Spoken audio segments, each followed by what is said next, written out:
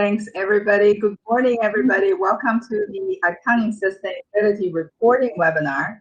My name is Jennifer Lee, Director of the CPA Ontario Centre for Public Policy and Innovation in Accounting, a faculty member in the Department of Accounting, Goodman School of Business, right here at Brock University. We begin this gathering by acknowledging the land on which Brock exists. It's the traditional territory of the Haudenosaunee and Anishinaabe peoples, many of whom continue to live and work here today. This territory is covered by the Upper Canada Treaties and is within the land protected by the Dish with One Spoon Wampum Agreement. Today, this gathering place is home to many First Nations, Métis, and Inuit people, and acknowledging reminds us that our great standard of living is directly related to the resources and the friendship of Indigenous people. First, I would like to welcome Dr. Gervin Fearon, the president of Brock University, a CPA member himself, to make his remark. Thanks. Thank you very much, and good morning. I'm pleased to join you today for this webinar on sustainability reporting. An outstanding team of individuals will be presenting on this topic, and I look forward, as I'm sure you do, to hearing their perspectives and to learning from their insights. I believe we would all agree that the drive towards having corporations and government internalize externalities such as CO2 emissions, water quality, land rehabilitation represents an important development across the globe and indeed across Canada, with implications not only to financial statements and reporting, but implications to society and decision-making as a whole. These developments have now gone beyond environmental issues or indeed externalities to also include social and governance matters. Recently, in fact, in the United States, the Federal Reserve outlined its statements around measuring a broad-based construct on employment and economic opportunity, which will more inform its decision-making around monetary policy to not only take into account the new framework as it relates to average inflation setting for monetary policy, but also take into account full employment through a more inclusive lens. We also know that national debt and credit rating are now more dependent on GDP to debt ratios, as opposed to simply the absolute value of debt. In that context, it is meaningful to recognize that social and governance constructs of countries and nations around the world are increasingly defining the financial position of these countries, as well as corporations and organizations operating within them. In that context, the broader language around environmental, social, and governance matters is increasingly defining corporate social responsibility and its implications within the accounting profession. Simply put, these factors are affecting both the income statement and balance sheets of organizations, and we no longer can ignore them or put them aside. They are now fundamentally items in accounting and need to be taken into account. As president of Brock University and a CPA myself, it is gratifying, and I'd like to congratulate the accounting department here at Brock University, the Goodman School of Business, for organizing this activity, as well as the speakers that will be a part of today's event. I'd like to also thank each of the speakers for their contributions, and I know that we have an incredibly qualified and eminent group of individuals who will be able to share their ideas and thoughts with us today. I know that all of us will be learning, will be listening, and will be taking away some of the insights as it relates to today's topic. So I'd like to congratulate the organizers as well as the speakers for their contributions to all of us and to this important topic. Thank you so much.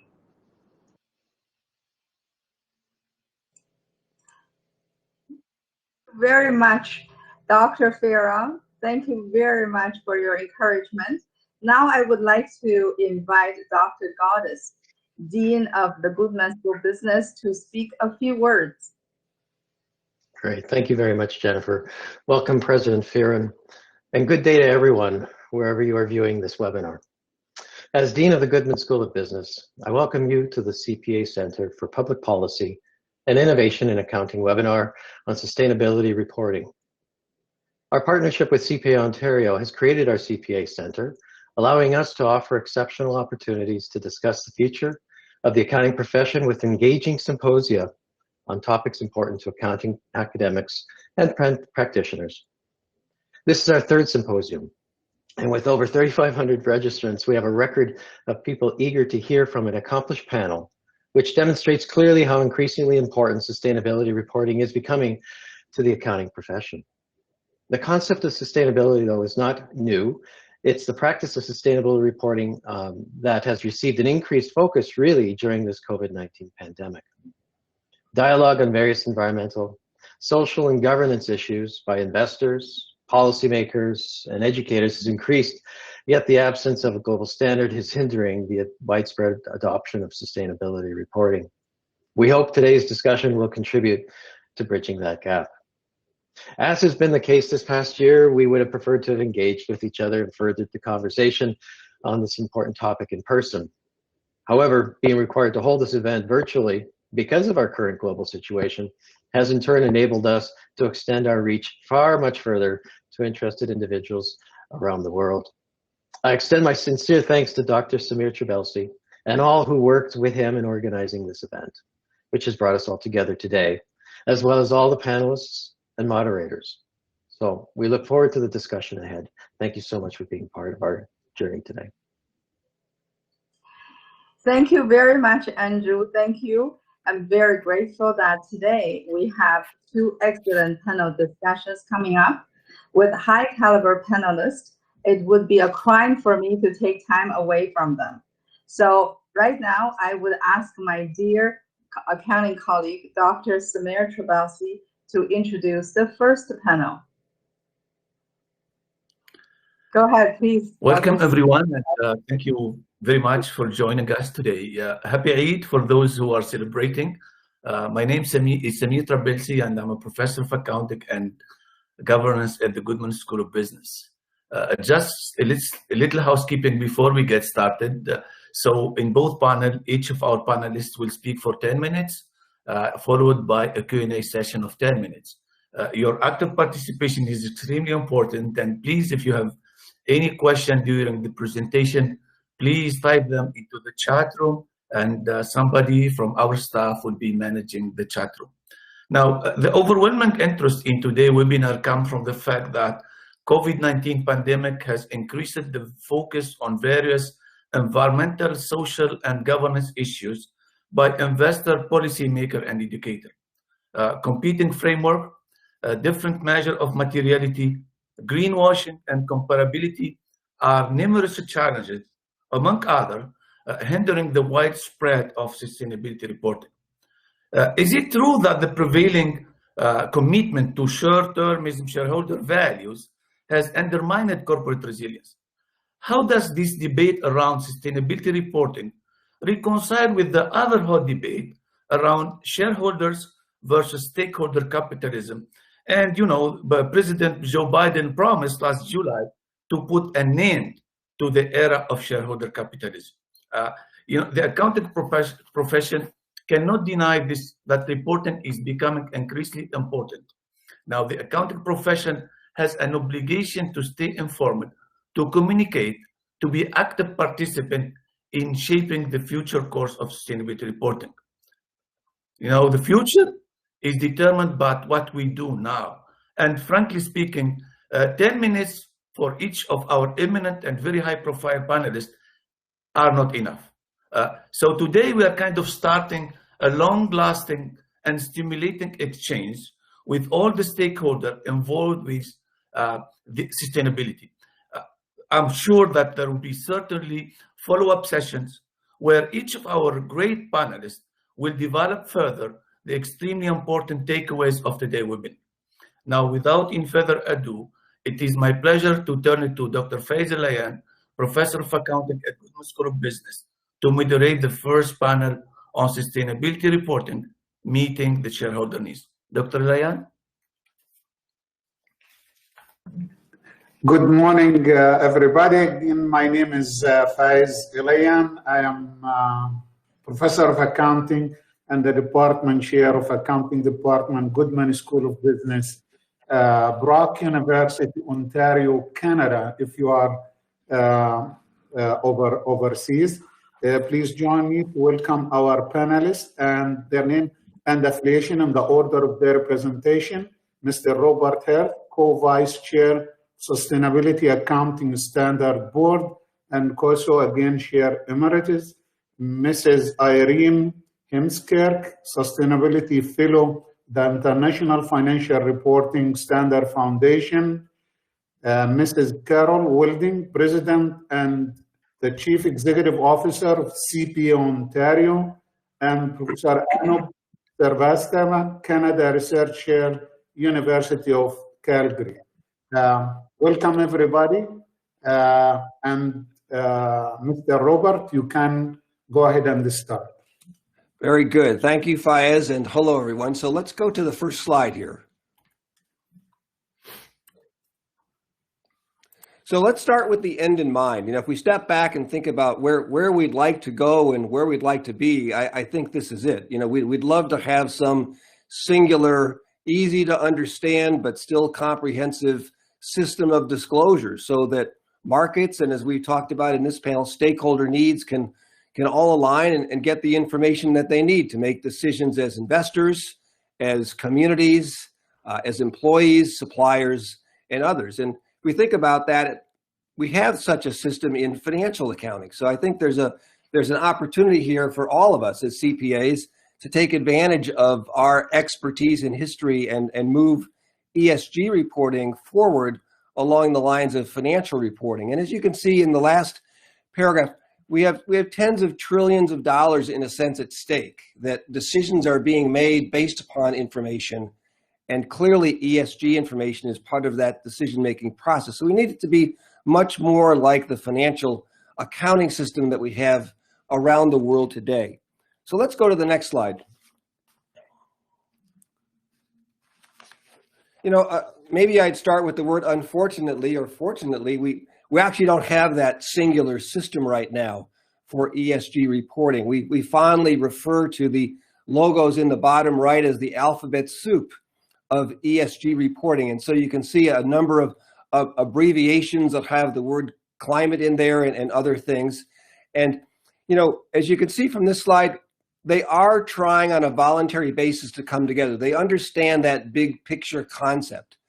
You think about the evolution of industries, whether it's car manufacturing or airlines or personal computers or software, you know, all initiatives start out with many, many players. And over time, they converge and consolidate and come together. So I'm certainly hopeful that we'll make progress with these organizations voluntarily agreeing to talk with each other, work together, compare their current standards, really try to figure out how they, as the pioneers around this reporting, you know, work together to come closer.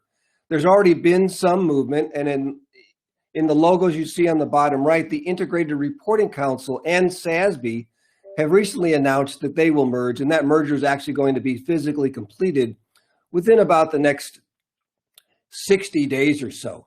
So let's go to the next slide. I think one thing that Irene will cover is, I think very importantly, the IFRS Foundation now has weighed in. They have a consultation paper. Many of you are very familiar with the IFRS accounting standards. You know how that a gap country by country came together through the efforts of the IRS. So I'm very hopeful and optimistic and pleased to see the IFRS Foundation, you know, now weigh in, begin to look at the role that they can play in this convergence and this whole standard setting process. Next slide, please.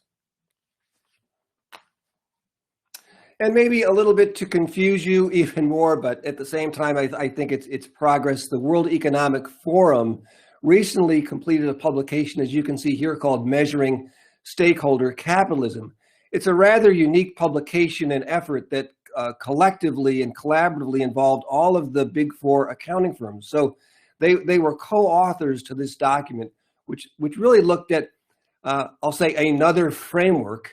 In some ways, it's nothing new in that it takes items from those other frameworks like the Global Reporting Initiative, SASB, TCFD, and packages them into a framework that has 4 pillars. The pillars are principles, so principles of governance, planet, people, and prosperity. And through looking at those existing standards, they came up with 21 items that they're suggesting might be reported. And to date, about 70 large companies, I'll say mega corporations that are members of the World Economic Forum, have agreed to report under this regime. Next slide, please.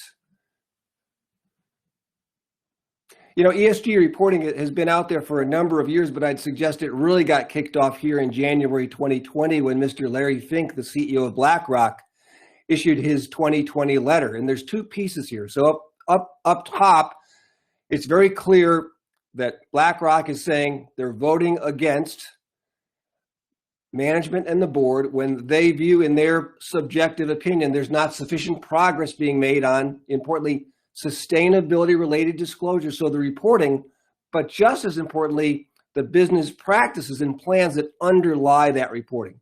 And very simply, they lay out, I'll say, either 2 suggestions, 2 requirements, or 2 edicts, that reporting be made in line with the industry-specific SASB guidelines and also in line with the Task Force on Climate Financial Disclosures.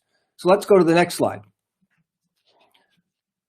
For those of you not familiar with it, the TCFD is a framework that came out of the UK. As you can see here, it's a pretty common model, starting up with governance and the board, thinking about plans and strategy, to risk management, ultimately metrics and targets. So for those of you that want to become more familiar with that model, thinking about the Larry Fink letter, you can go to the website at TCFD, but I'd also suggest that there's an excellent TCFD implementation guide at the SASB website. So let's go to the next slide, please. SASB has organized the world, as we say, into 11 sectors and 77 industries. The voluntary or suggested sustainability disclosures are done industry by industry, as you can see here. So we've grouped these, all of these 77 industries into a cluster of what we call sectors. And what all of you can do is go to the SASB website and go to the standards tab. You'd be able to put in your ticker symbol if you're a US stock exchange company. If not, you could put in a company that you know that's similar to yours, and it will show you where you map to in terms of sector and industry. So I'd encourage all of you to do that. Well, let's go to the next slide, please. You know, what our standards look like are very much like accounting standards. Over on the left-hand side that's grayed out, we have a series of metrics that are required, that are just laid out in terms of the measures of units and what they are. In the middle, we have a series of what we call technical protocols, so detailed explanation as to where you would get that information, how you compute things, and some normalization metrics that we ask companies to provide in terms of things like number of employees and number of facilities, et cetera. So let's go to the next slide. And there's an example, again, that you can go to the SASB website, but these are the way that our metric standards are laid out. So there's some cases where there's qualitative information, but for the most part, there's quantitative metrics that are, I'll say, suggested under the voluntary SASB standards. Next slide, please. SASB helps you start out trying to figure out, you know, what are the items that are, as we like to use the words, likely to be material as you look at each of these 11 sectors and 77 industries. So starting over on the left, we have the major capital areas, what we call our general issue categories. And then as we use this checkerboard to darken out different areas by industry, that's where the actual SASB standards are developed, because there's the view from investors and others that those are the areas for those industries that are likely to be material. And the definition of materiality that we used thus far is the definition used by the U.S. Securities and Exchange Commission. Next slide, please.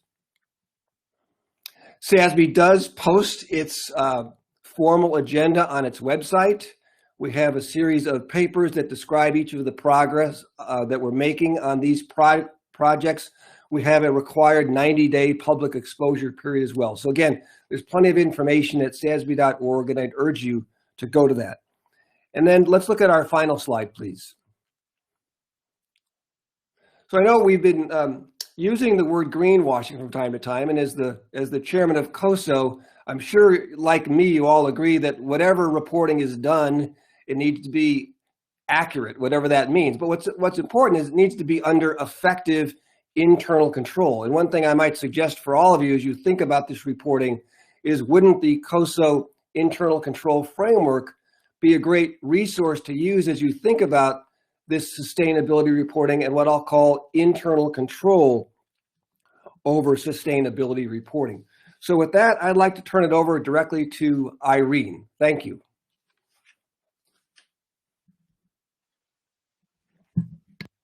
Thanks so much, Bob, and I'm very pleased to take it over from you, and thanks for setting out all the technicalities of reporting already. So good morning, afternoon, and evening, everyone. Very nice to virtually meet you. I will begin with a standard disclaimer that the views that I represent are my own and not necessarily those of the IFRS Foundation.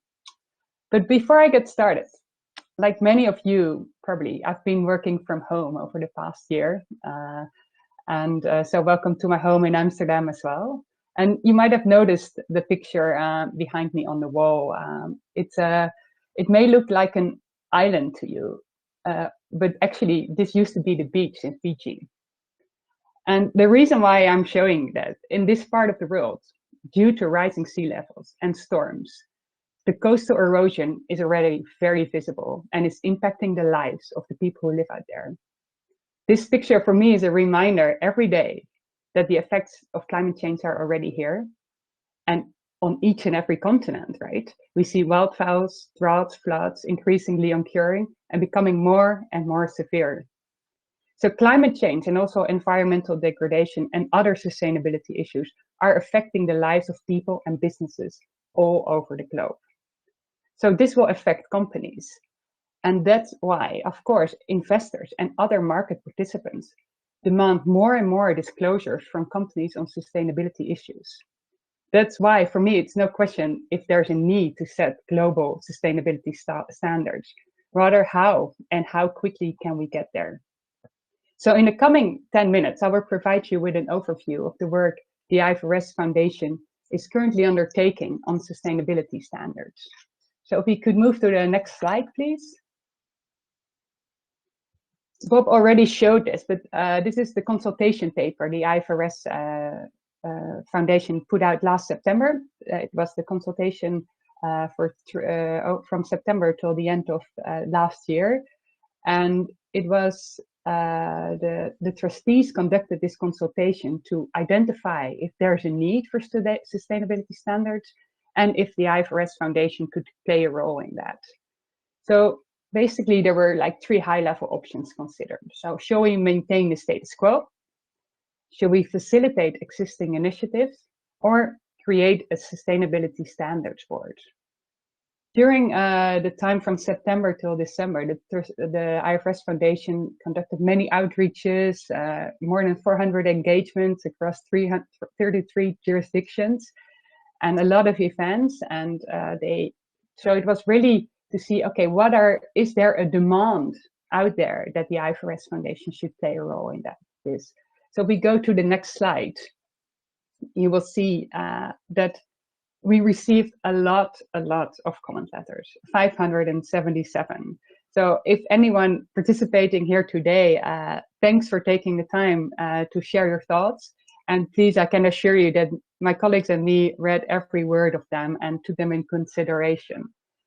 So if we looked at all the responses to the consultation papers, they also overall they indicated a growing an urgent demand to improve the global consistency and comparability in sustainability reporting, as well as a strong recognition that urgent steps need to be taken, and a broad support for the IFRS Foundation to play a role here.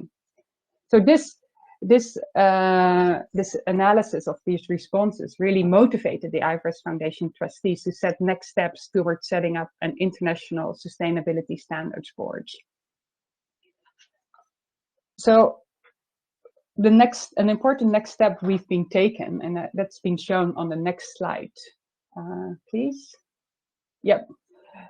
So the trustees already decided on a strategic direction. Where should the new board set these standards on? So next to making all the preparations to get this new board in place, that means a change of the constitution, get board members, get funding, get people there. They also thought of, okay, looking at the responses received, this we see as a strategic direction the new board could take. So 4 items. The first one, who will we target with these standards? Well, the target audience will be investor focused for enterprise value. So the aim is that the standards provide investors with the information they need to accurately assess the impact of sustainable issues on a company. Meeting the information needs of investors is really part of the IFRS Foundation's DNA. So that's also with the financial reporting that's being sent up. So, but this also means that the companies would have to report on sustainability information that affect their business models over short, medium, and long term.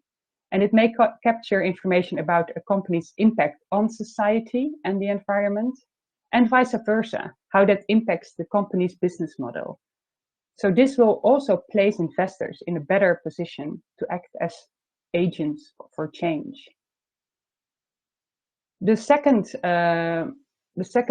topic for the strategic direction is that the standards will have a sustainability scope, but will prioritize climate.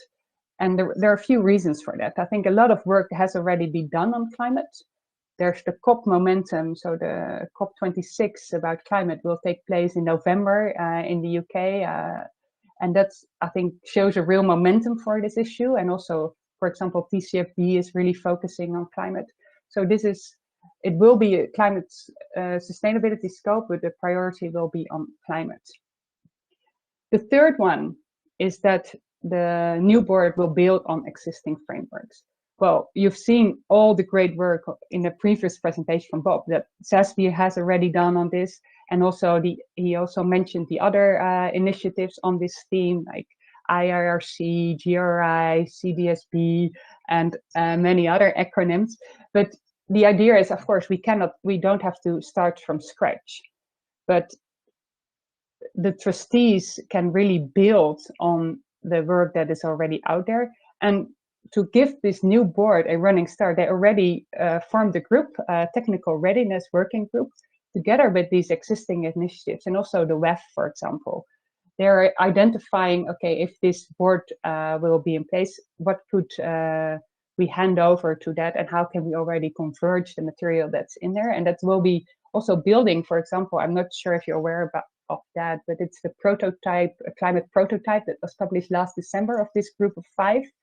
So really see how can we develop that further. And of course, it will be up for the new board to finally set it in standards, but we're seeing the urgency and see how we can really build upon that work and accelerate the work that the new board will undertake. The last bit, the fourth point of the strategic direction is the building block approach. Well, if you look at the focus of this new board with an investor focus for enterprise value, you may imagine, and that's already happening, right? There will be sustainability standard or disclosure demands for a wider group of stakeholders. So some jurisdictions are taking steps or have taken steps towards more information on sustainability disclosure for another audience. For example, there's a lot of development in the European Union on this topic already. So it's very important that these, the IFRS, the standards, sustainability standards that the IFRS Foundation, this new board is planning to set, will be interoperable with these other initiatives, like this wider group. So if I try to illustrate it on the next slide, so if you could show that, please. Yeah, so how could it, to visualize it a bit, right? So you have the financials, some of the sustainability reporting might be already represented in the financial statement. So that's the smallest pink box. Then you have the purple lens, how you call it, that's reporting on sustainability matters that create or erode enterprise value for investors. And then you have the larger blue grayish box, and there's the demand for a wider group of stakeholders. So to really make it interoperable, connected, we're looking for this, so that the IFRS Foundation will set standards that could serve as a global baseline on top of which other jurisdictions could build additional requirements. So I'm coming to the last slide now. If we could please go to the next. What will be our next steps? Well, we already published a feedback statement of all that summarizes the 57 comment letters and the response of the IFRS trustees. But we also published, I think it was the 30th of April, so just like 2 weeks ago, the changes of the constitution that are needed to establish this new International Sustainability Standards Board. And the comment letter period is open till the 29th of July 2021. So if you have any comments to share with us, please do, please fill in. Beside that, so these changes of the constitution, finding board members, finding funding, finding the right people, we're also taking steps to prepare the work of the new board. I said already that we have this technical readiness working group. We also are launching work with multilaterals, so international organizations and IOSCO, to see, okay, how can we make this building block approach work? The trustees will meet, the steering committee of the trustees specifically on this topic have meetings. There's a monitoring board. I don't know if you're aware with the governance, are familiar with the governance of the IFRS Foundation, but on top of it, it's the monitoring board. There's IOSCO represented, the SEC, and also the European Commission. There's a dialogue with them, of course. How do you think we're going to move forward with that? And everything we're aiming for is that we can make a final determination about the establishment of a new board at the COP26 in November 2021. So not so much time left, but we're doing everything we can to speed up the process. And once the new board is in place, then it will the standards will develop. So this was my contribution. Thanks so much for your time. I'm handing over to Carol Wildling, and looking forward to answer any questions you may have. Thanks so much. Thank you.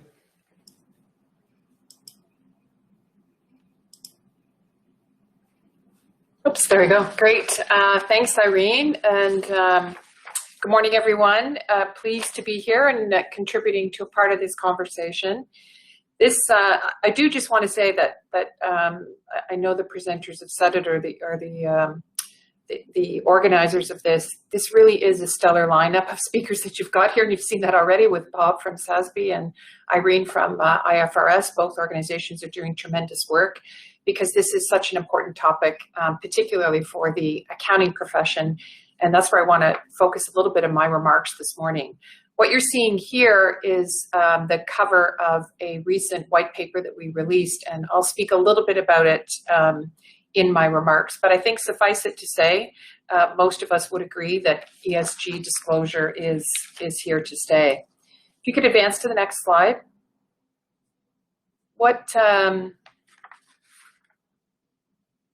Just move the slide there.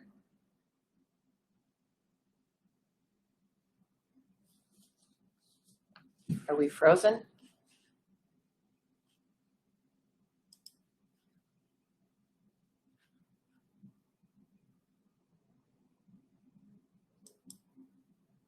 Samir, can you hear us? Yeah, I was just looking to see. I'm not sure if it's John or who's moving the slides along.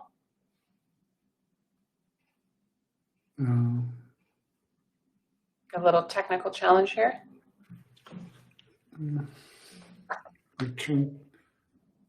Samir, can you hear us? Hania, can you hear us? Yeah, I can hear you, but I'm sending Samir an email. Okay. Maybe, whoops.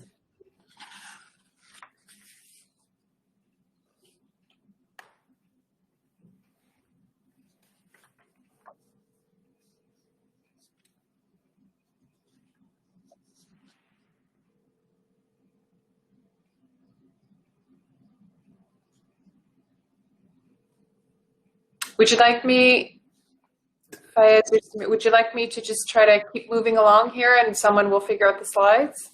I think so. Okay. I think you go ahead and proceed. I can hear you clearly. And when we get the connection, we'll let him proceed to whatever. Sorry, I got disconnected. Okay, Sure. Go ahead, Samir, with the slides. Go ahead. Yeah. Okay, so we're on slide 2. If that, whoever's moving the slides along. And you'll see when it comes up on the screen, it's effectively a quote from Mark Carney, but why don't I just think it says things quite well in terms of where we're at right now. There we go. In terms of where we are, and this is from his recent book, which if you haven't already read is quite the read. But I think the key point here is the idea that, you know, obviously only the interest of shareholders matters. We are all finding has given way to the expectations that the interests of all stakeholders obviously have to be considered now. And so while financial disclosure is a standardized process in all public companies, the regularized disclosure on matters of ESG, we know, are far from embedded if you know, in many, if not most, Canadian companies. So first, you know, what companies need to do obviously is to acknowledge that the shift is happening and that they have to reassess their strategy. They have to recognize the need for better ESG disclosure, which is the first step. And we've seen many companies do that, but perhaps that's actually also the easiest step, just to recognize. Addressing the expectations, and they are varying when you're in a stakeholder capitalism world, is going to require a robust, a multidisciplinary team and standardized, repeatable, and effective internal processes in order to gather and report on that information. So it's a heavy lift for board of directors, and it does need to start at the board level, but it's also a heavy lift for teams, and these processes need to be put in place to make sure that people understand the roles and responsibilities, and we can effectively gather this data.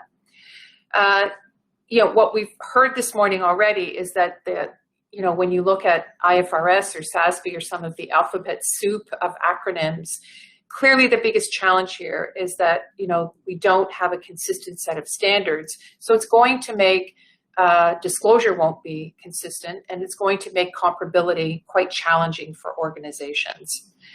But from an accounting perspective, from our profession's perspective, ESG issues and disclosure is not new territory for us. So if you could advance to the next slide.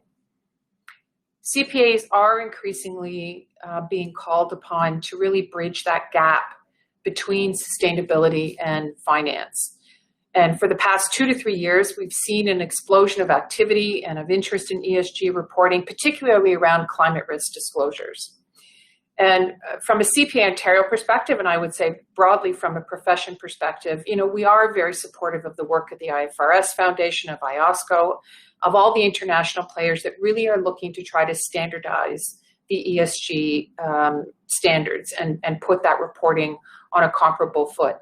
When you kind of combine that with these developments in Europe, what that means locally is that we think that the ball is rolling here, and we're all moving pretty quickly into a world where it will be mandatory reporting rather than voluntary reporting. So there's a lot of work for businesses to do in getting ready for this. And for the Canadian accounting profession, we think a really exciting opportunity to lead the rollout of sustainability reporting across the Canadian economy. I'll leave Rosemary McGuire from CPA Canada to comment on that. I'm sure she will in her presentation. But you know, as I've referenced, the progress towards globally harmonized ESG standards is slow, and while we're waiting for the standards to solidify, companies are experiencing this increased demand to disclose their performance. Now, that momentum for that demand is coming from both the finance and the investment sector. If you can move to the next slide. What we do know is that we have a concentration of CPAs in Ontario in finance and the insurance sector, and this is really important for our profession here in Ontario because the business priorities we know are driven down from the top. Ontario is home to much of Canada's financial services sector and the headquarters of many listed companies for whom ESG reporting is increasingly essential. Our research that we did in the paper I reference shows that CPAs in the public sector and the nonprofit sector are also playing an important role here. It's not just limited to CPAs in public companies, and in fact, it was actually the first government entity in Canada to do a report on sustainability was the City of Toronto, and very proud that one of our CPAs, Heather Taylor, who's the CFO for the city, actually put that report out there. So you can see it's expanding into other sectors pretty rapidly. Right now, though, it is the public companies that are experiencing the bulk of this demand. If you move to the next slide, you'll see that there are a number of push and pull factors that they have to deal with. So they're being pushed to offer greater transparency, whether it's from boards, investors, regulators, customers, and communities. And at the same time, being pulled towards sustainability in order to attract capital, to respond to the preferences and values of new generations, and to avoid lagging competitors.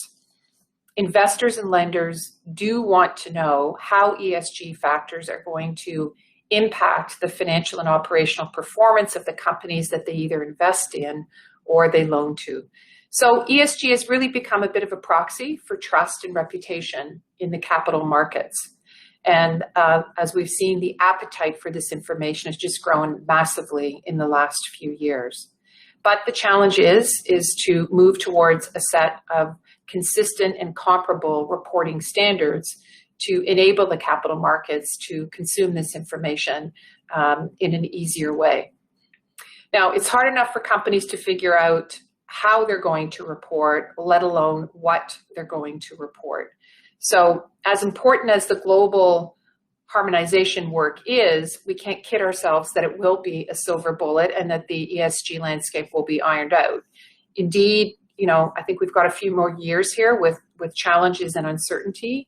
And the immediate challenge is for companies to decide which data to report on and actually how to measure it. You can advance to the next slide. So we are seeing companies increasingly being expected to produce data-driven performance metrics and come up with these sort of digestible sound bites of information around ESG considerations across their business and into their strategy. And good ESG data is going to require companies to put robust workflows and technology in place in order to measure and report on it. Right now, where we're at is that finance and sustainability professionals are really trying to iron out this ESG data management and transparency. And in fact, much of this is still collated and verified manually, which I think we probably all find surprising in today's world of accelerated technology. But there's lots of solutions that are out there involving technology or AI. I mean, some of you may have heard of Diversio, who has a diversity risk management platform. You would have seen in the Globe and Mail earlier this week a company called Onion that's got a reporting platform for small businesses. So there are a lot of metrics and technology platforms that are coming out to help companies actually do this reporting, and in particular, I think to help ease the burden on small businesses.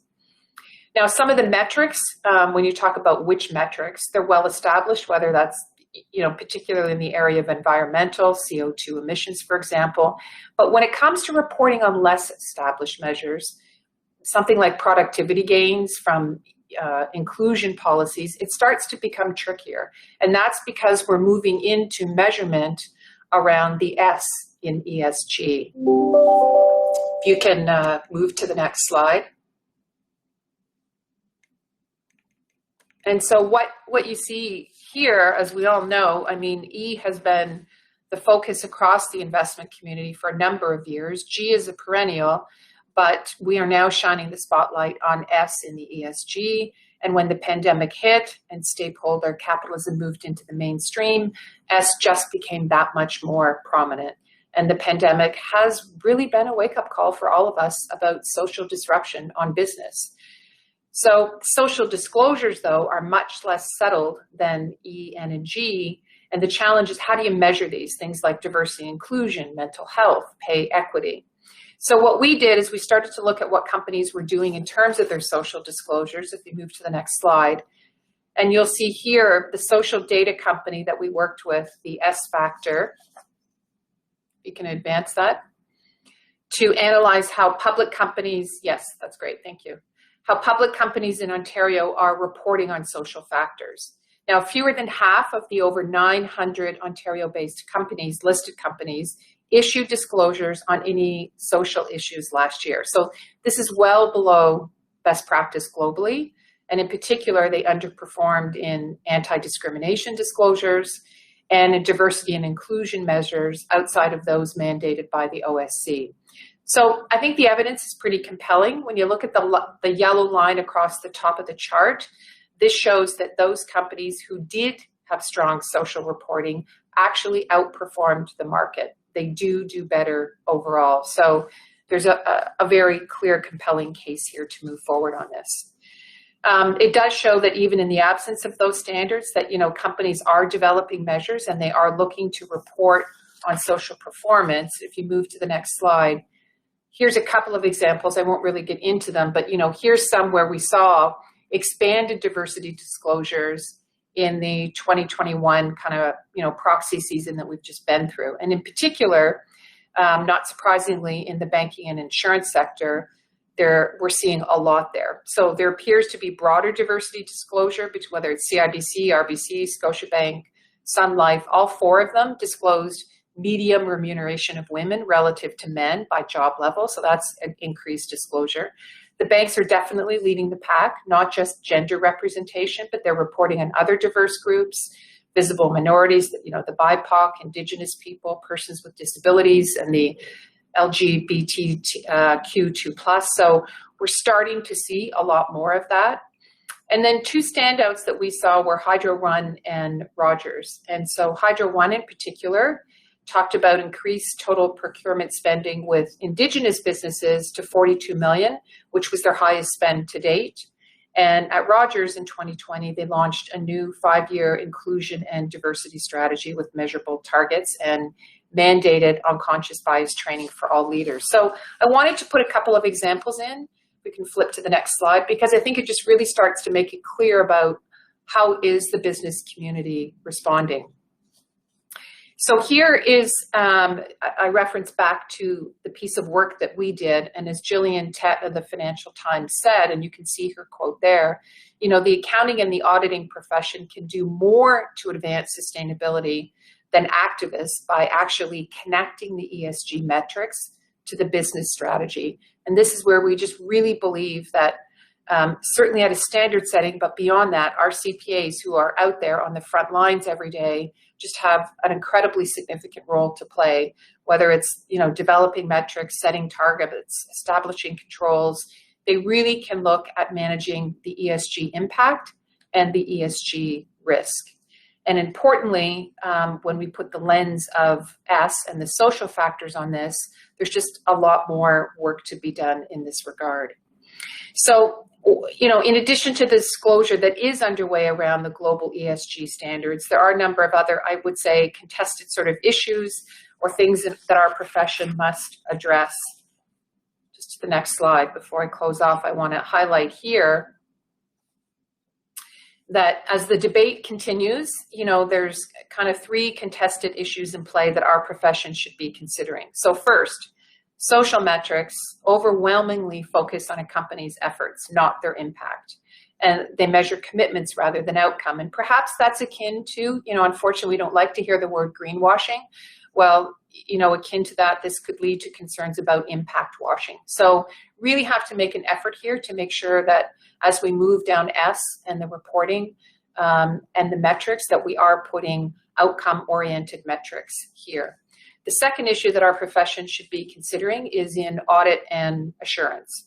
Investors are really hungry for the comparable and the auditable information and keen to see ESG kind of key audit matters included in the auditor's report. So there's an opportunity. We've done this with financial reporting. No reason that CPAs don't have the skills and expertise to be able to move into this area.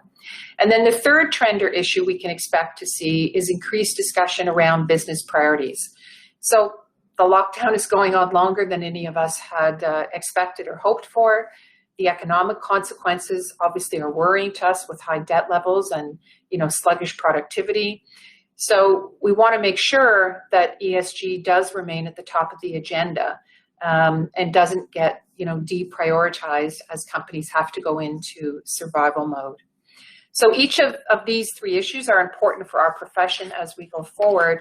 And I'll close off with the next slide, which is really support for the role of CPAs as warrior accountants, we would say, it's pervasive amongst we have over 22,000 students in Ontario actively in the CPA program.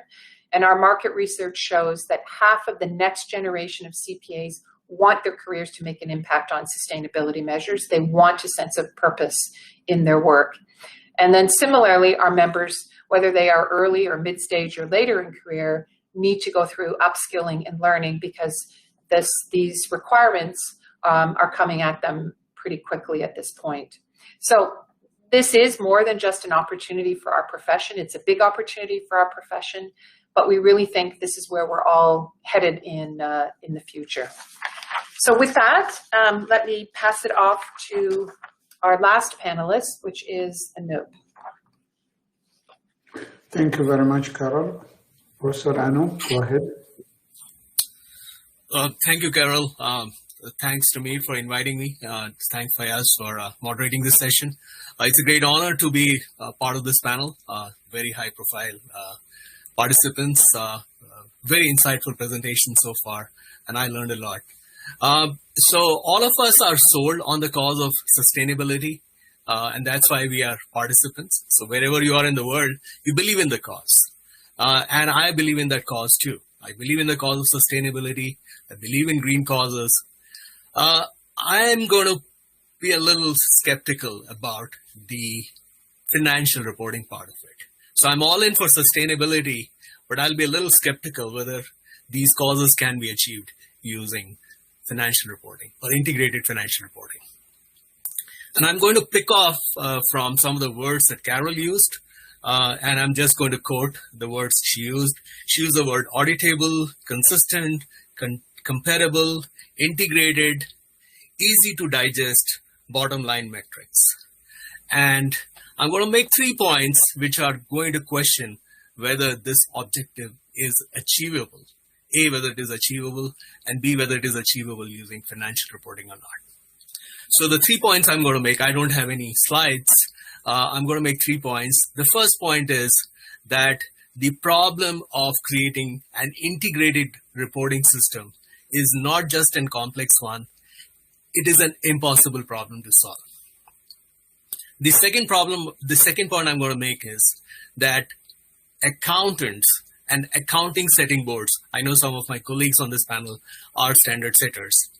This point I'm going to make is that accountants and accounting standard boards are ill-equipped to create an integrated solution for this problem. And the third point I'm going to make is that in an effort to create a solution quickly, if we come out with a half-baked solution, it is going to do more harm to the capital market system, the efficiency of capital allocation, than do any benefit. It's not just harmless, it could be harmful. So 3 points again. Number 1, it's impossible to create an integrated reporting system. Number 2, accountants and accounting setting bodies are ill-equipped to solve this problem. And number 3, a half-baked solution can do harm to the system than do any benefit. So let me start with the first one, which is whether it is possible to create an integrated reporting system or not. Well, let's start with what we are good at. We are supposed to create a reporting system for the benefit of just one stakeholder, and that happens to be shareholders. How good are we at that job? We have been at it for more than 300 or 500 years, some people might claim. But have we been able to create a reporting system to take care of the needs of just one stakeholder, that is shareholders?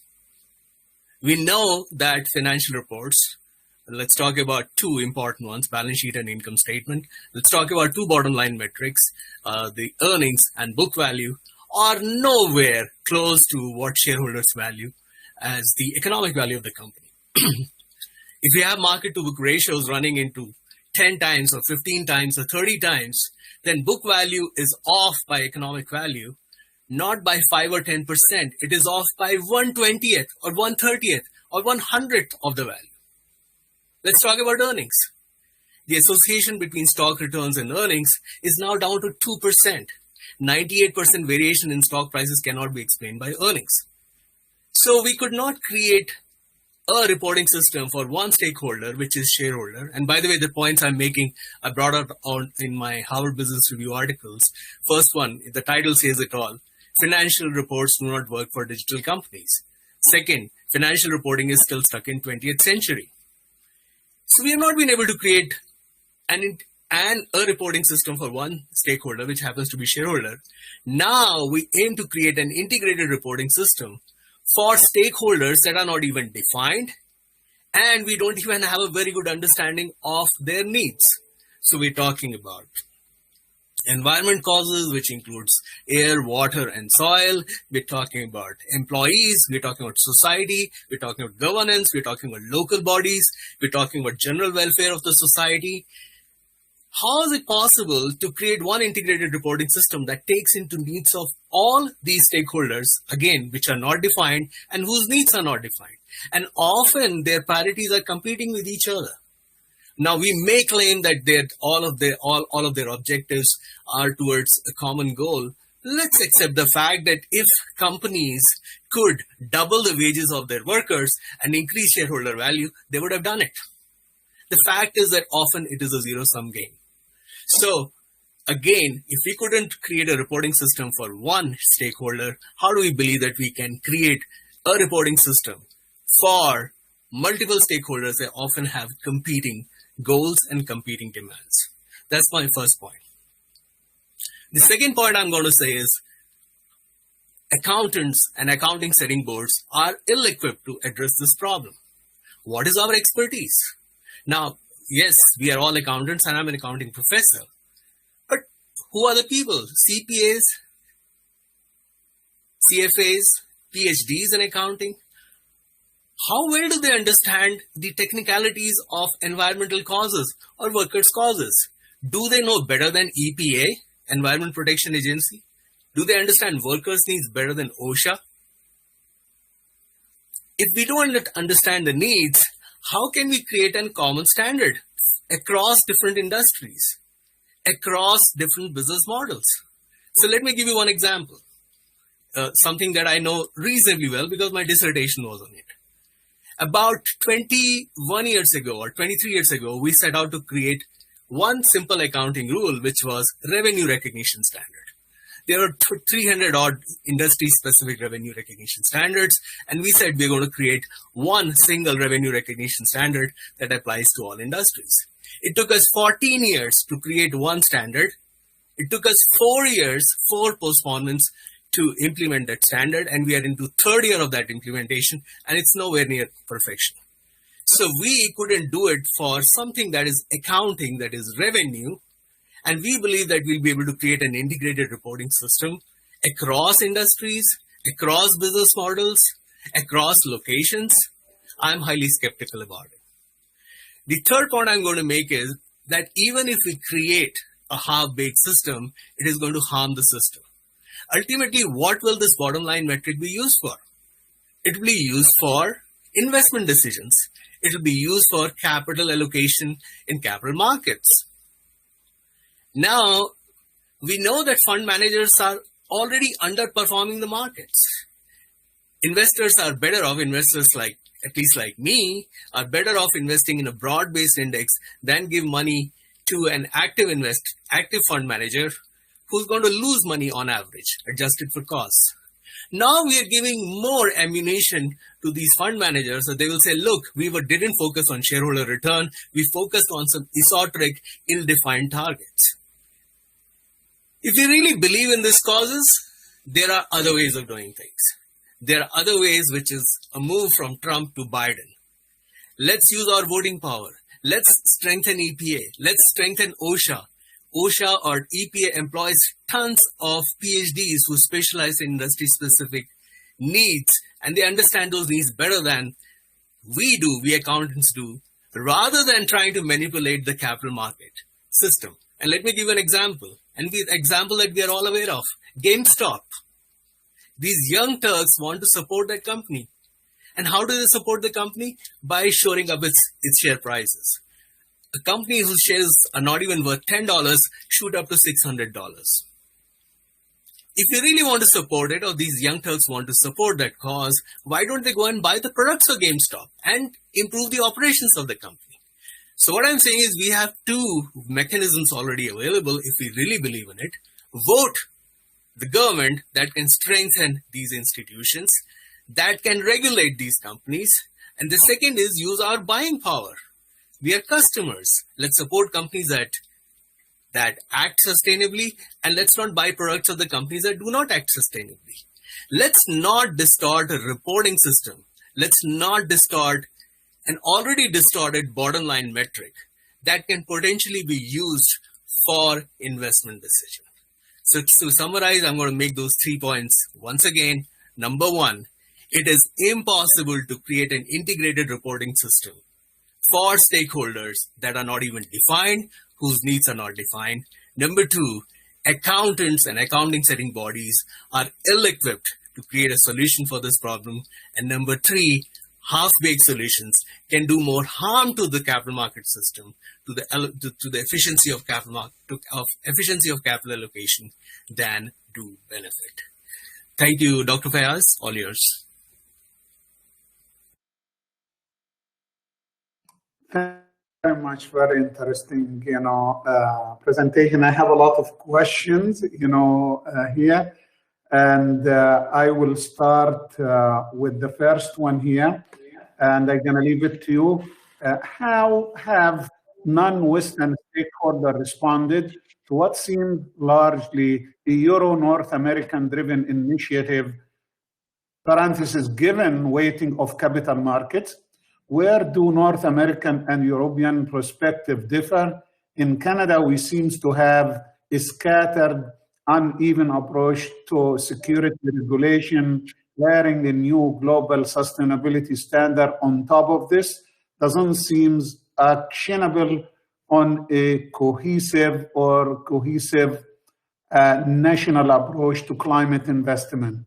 Shouldn't we focus on fixing this fundamental building block in Canada first? Go ahead. To any of you would like to address this question.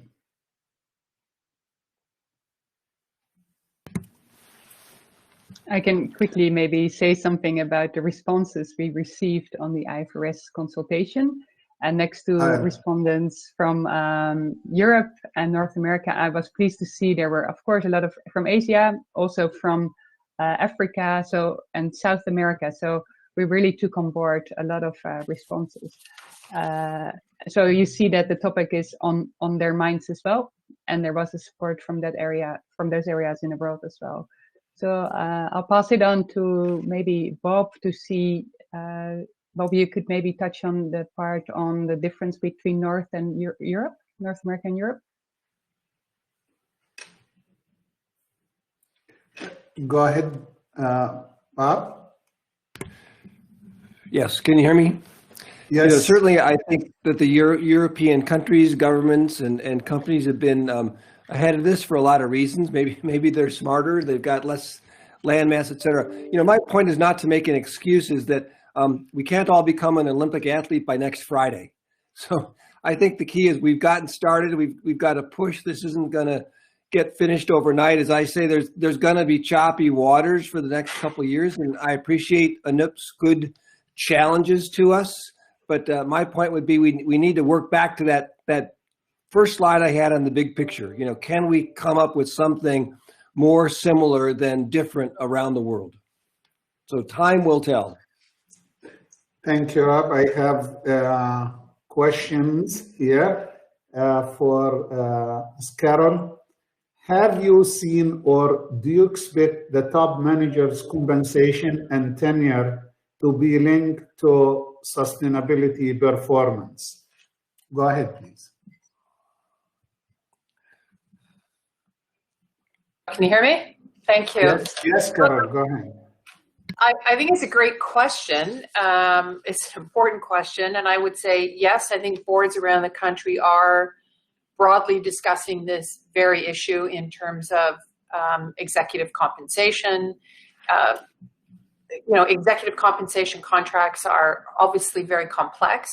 So now when you're trying to layer in the next piece around ESG and how ESG performance relates to that, I think it's I think they aren't developed enough in terms of the ability to draw that direct link to sustainable value creation. And so I think that's going to be the problem right now. The intention is there, but the complexity of those contracts makes it hard for companies to do that. I think that said, you know, we are seeing investors that are really scrutinizing remuneration structures, and they have expectations of this, the S and the ESG, to be put in there a lot more. We've seen it, you know, just looking at some examples, whether it's IBM, GE, Rio Tinto. I think there's some companies out there reporting where they're kind of seeing the shareholders for the first time vote against executive pay increases. So we're not all the way there yet, but I think there's work being done on it, and it's a stay tuned. I don't think it's going to be that long before we're going to start to see it come into play in a broader context. Okay, this is another question to CPA Ontario. Do you think that CPA Ontario should incorporate more ESG competencies in the competency map and basically require PSI, you know, to have a certain metric with regard to ESG before they get CPA accreditation?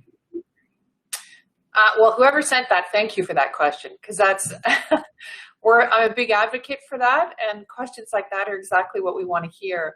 So the short answer is yes, we need to, and yes, we are. There is a competency map initiative underway across the country, across the profession. It's been underway for a period of time now, and very shortly, within the next few months, we'll be coming out with it. And it is absolutely putting in ESG as part of the pre-certification competencies and learning for a CPA in their journey. You heard me reference that our 20,000 plus students in Ontario, over 50% of them, this is a space that they want to be in. So we've got to put it into the pre-certification, which means we'll make room and take other things out.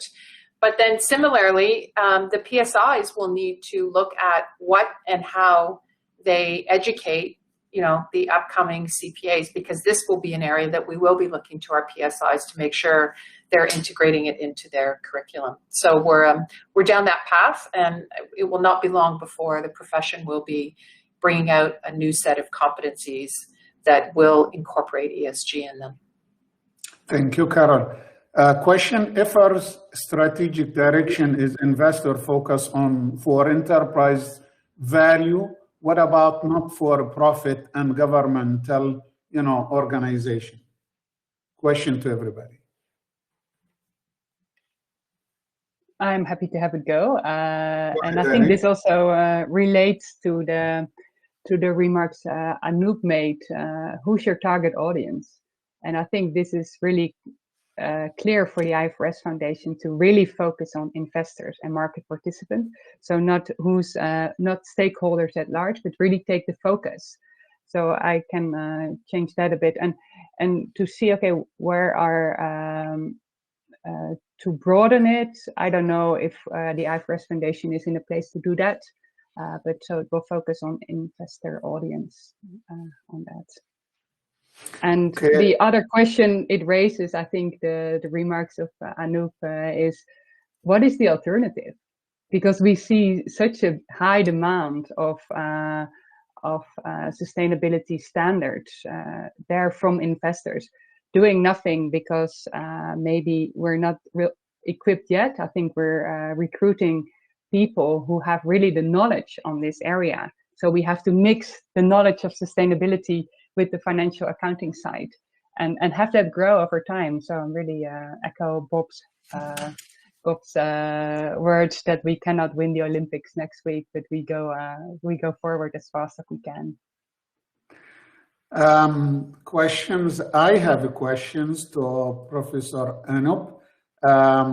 Don't you think that disclosure, especially mandatory disclosure, will empower voters, basically, and civil societies, human rights organizations, among others, to rally and to be informed? That way they rally and they demonstrate and they go and vote, and make a well-informed vote.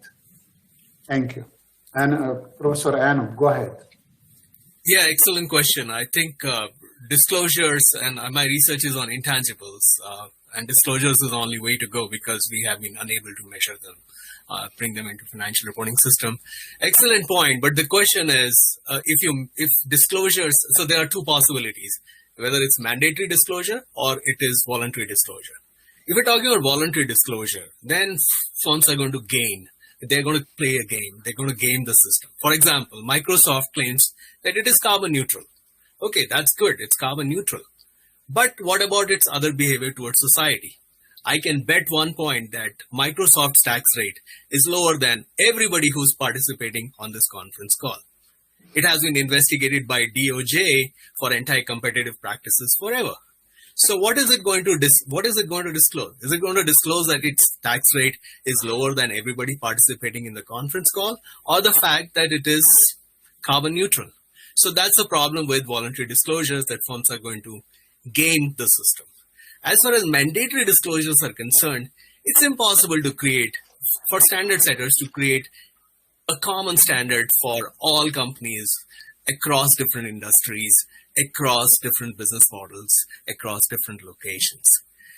That's why I said leave it to professionals like EPA, who can demand these disclosures. They understand what do we need from an oil company, what do we need from an aluminum company, and what do we need for a retail company. And let those disclosures be handled by professionals rather than, I'm sorry to use this word, amateur accountants.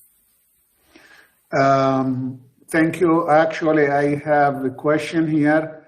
If there is time, could we hear response from the panel to Anup? Irene, Rob, what's your take on what Professor Anup mentioned? Yes, I think I already said it in my previous comments that if it's multi-stakeholder, it's indeed hard to set standards. That's why the IFRS Foundation choose to stay close to its DNA and set standards for an investor audience. So that helps, I think, to really focus on it. And yeah, and my question is, my point is, there's a high demand. So what is the alternative of not doing it? So I think we should move forward on it.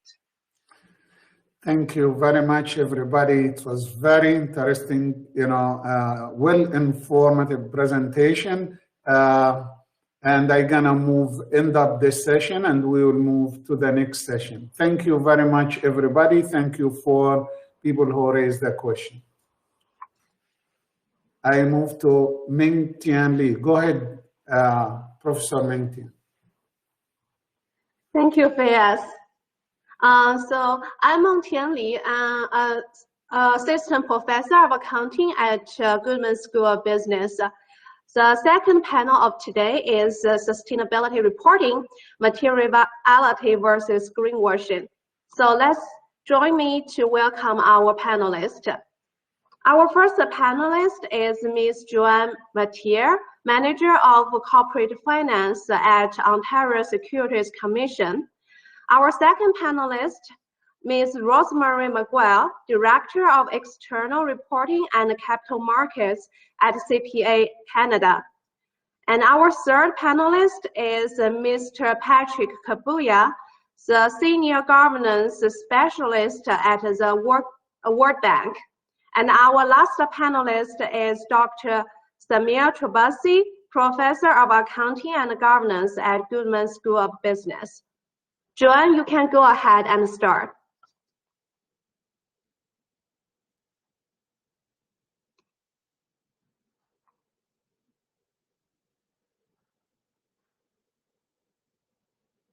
Hello, Joanne, you can go ahead and start.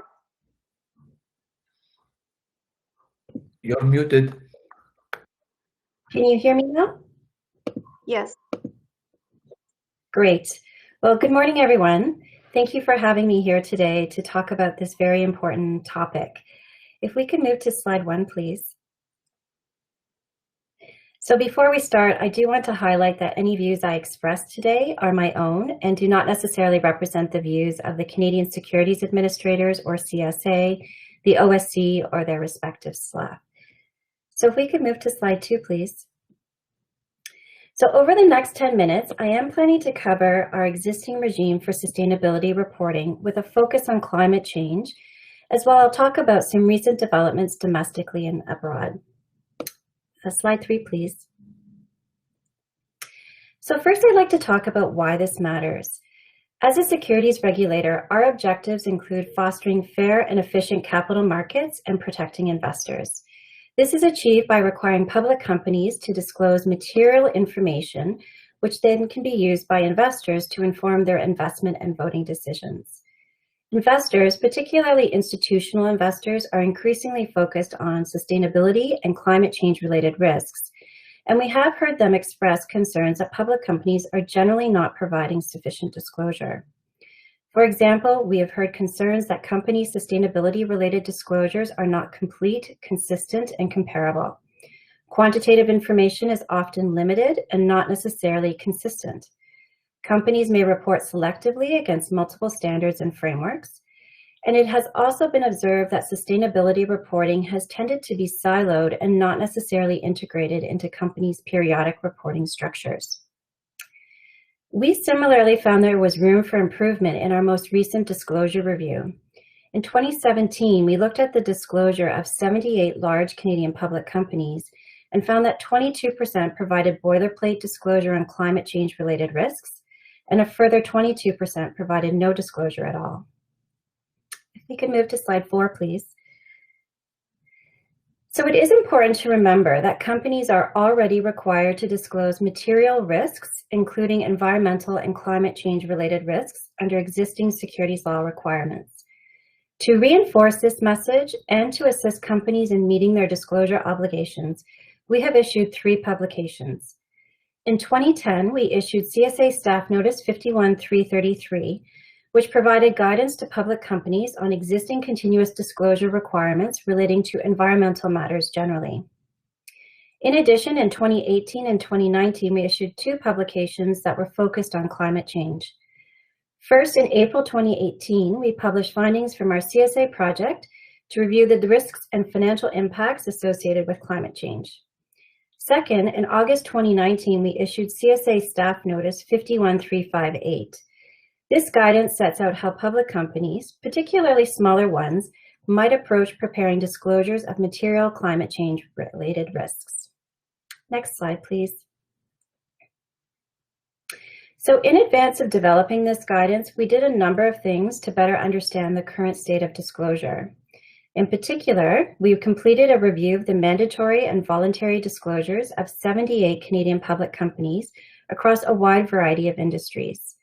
We invited all TSX-listed companies to participate in an anonymous online survey to better understand what disclosure they were providing and who was involved in preparing and overseeing this disclosure. We consulted with 50 stakeholders, including public companies, investors, advisors, and other users of disclosure. And finally, we reviewed the disclosure requirements in certain jurisdictions outside of Canada, as well as voluntary frameworks and other developments. Next slide, please. There are three main disclosure requirements that I want to draw your attention to. First, public companies must disclose any material commitments, events, risks, or uncertainties that they reasonably believe will materially affect the company's future performance. Second, they must also disclose all material risk factors. And third, if a company has implemented environmental policies that are fundamental to its operations, the company must describe those policies and the steps taken to implement them. Next slide, please. So our guidance does three things to help public companies with these disclosures. First, it sets out examples of climate change related risks that may affect companies and the related financial impacts.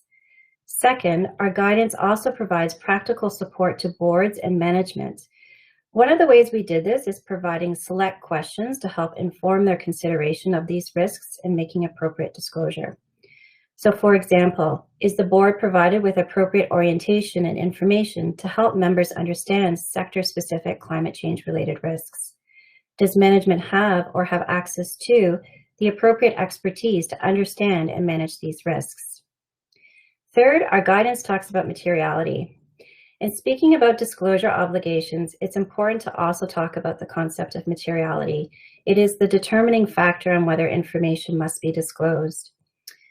For purposes of continuous disclosure, materiality is based on a reasonable investor test, which means the information is likely material if a reasonable investor's decision to buy, sell, or hold securities would likely be influenced or changed if the information in question was omitted or misstated. In our 2017 reviews, we saw some companies have difficulty with assessing materiality of climate change-related risks, given the uncertainties relating to their timing and impact. And in some cases, we saw materiality being interpreted somewhat narrowly. As a result, our guidance sets out general principles for making materiality assessments and includes specific considerations in the context of climate change. That is a quick snapshot of our existing disclosure regime.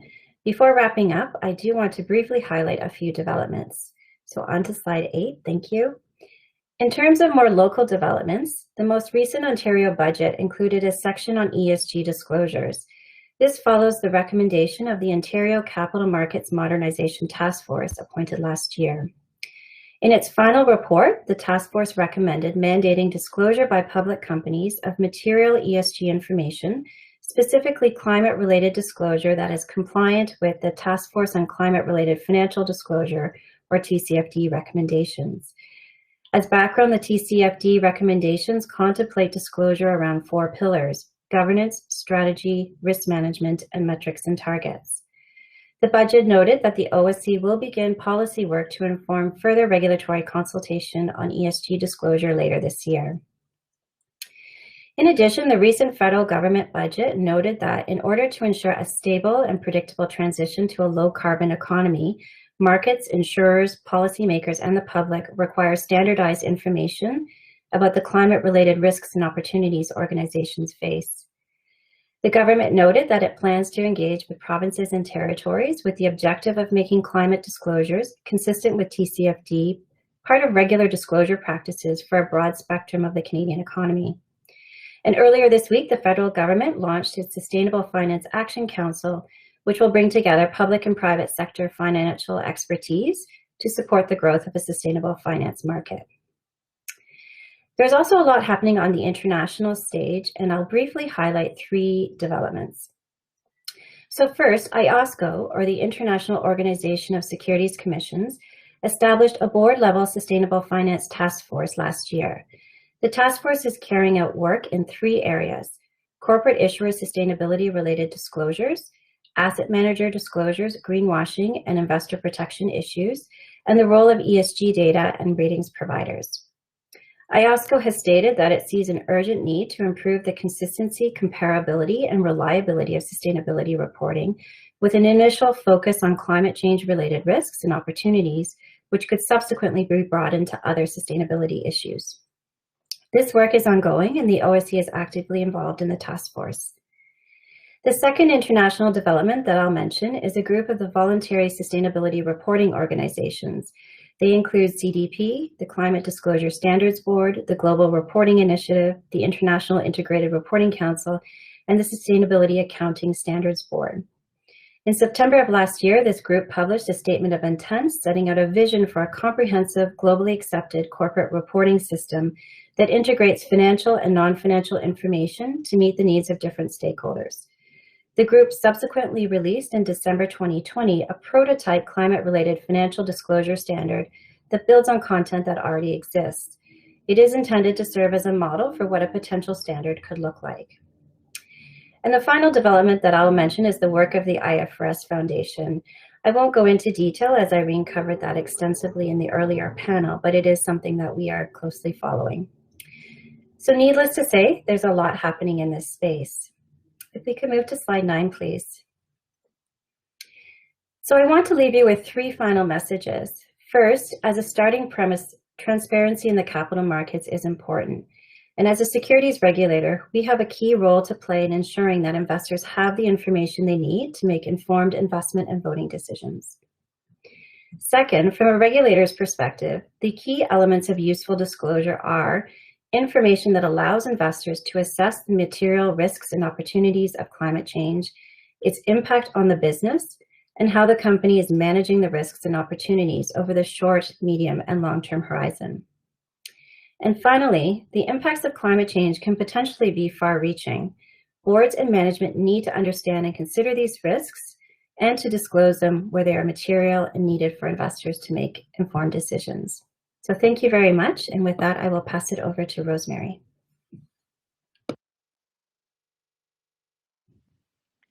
Thanks, Joanne. And thank you, Samir, Brock University, CPA Ontario, for the invitation today. It's a real pleasure to be participating in such an esteemed panel. So next slide. So these are just some of the topics that I'm going to cover today. At CPA Canada, in my role, we have done a significant amount of research over the past few years on sustainability reporting developments with a particular focus on capital markets and reporting. And I'm pleased to share some of the insights emerging from some of that work today. So next slide. So as mentioned on the earlier panels, as we've seen with COVID-19, it's really amplified and elevated the importance of sustainability, or ESG issues, as it's also commonly referred to. And I just want to highlight some context in that climate action and sustainability are really core pillars of Canada's economic recovery plan. So what does that mean? Essentially, and this goes back, and this is not just even in Canada, we're seeing a similar theme globally. It's really around this concept of building back better, in that governments around the world, including Canada, have really made commitments to instituting programs, recovery measures, reforms, investments to not only stimulate economic recovery, but also in a way that aligns with longer-term social and environmental objectives. Next slide.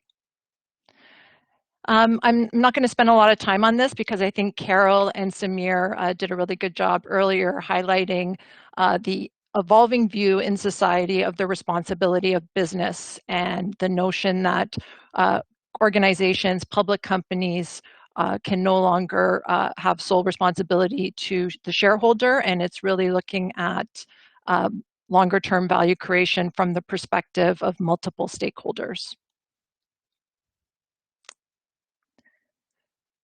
And as Joanne mentioned, shifting investor expectations are really driving change in this area. And it's not just, I'd say, past few years really seen a shift from focus from, the institutional investor, the more sophisticated investors, large asset managers, but we're seeing a move into the mainstream. And I thought, this quote here, that almost 60% of mutual fund assets will be ESG by 2025. This projection really demonstrates that this is not just a niche area. No, it's not a niche area any longer. It is really an expectation and of all investors in this area.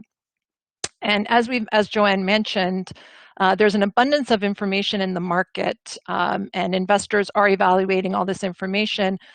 But I'll say, predominantly, the majority of them say that it's not meeting their needs, that it's not adequate, it's not comparable, not consistent. But there's one aspect in particular that I want to focus on. We did a recent investor survey, and all of the investors and bond rating agencies that we interviewed as part of that study indicated that they are looking at information, and in this instance we were focused on climate-related information, but they indicated that they all buy climate-related data from third-party data providers. And this is important from two perspectives, in that first, there's information asymmetry in the market. So some investors have access to information that others don't. But I'll say more importantly, it's important from the perspective of the organization, in that they no longer control their own data or their narrative around these issues. So next slide. So the good news is that sustainability reporting is on the rise. It's growing worldwide. Canada, interestingly, is among the top 10 countries in the world with the highest sustainability reporting rates. And this is predominantly around the larger issuers. And I think indicative of a broader trend in the global marketplace. Next slide. But as we have heard previously on the previous panel, with the increased reporting, concerns of greenwashing are also increasing.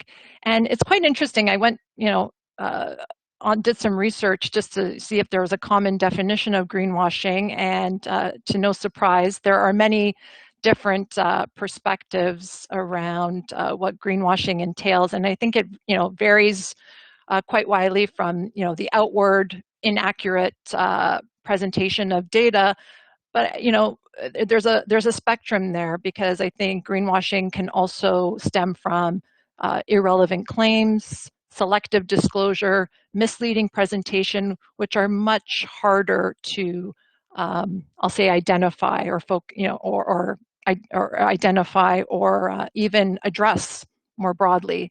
But I think, as we've heard earlier, some standard setting activity in this space will be a critical tool to mitigating the risk of greenwashing. Next slide.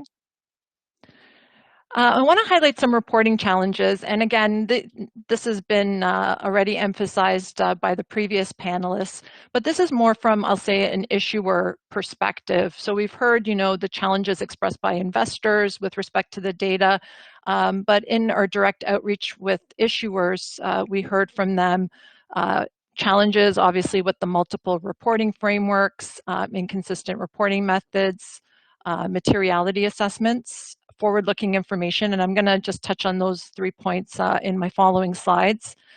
Immature reporting systems. So as Carol mentioned earlier, it's not as sophisticated or mature as our existing financial reporting systems. And I want to touch on resourcing and this, and regulatory burden.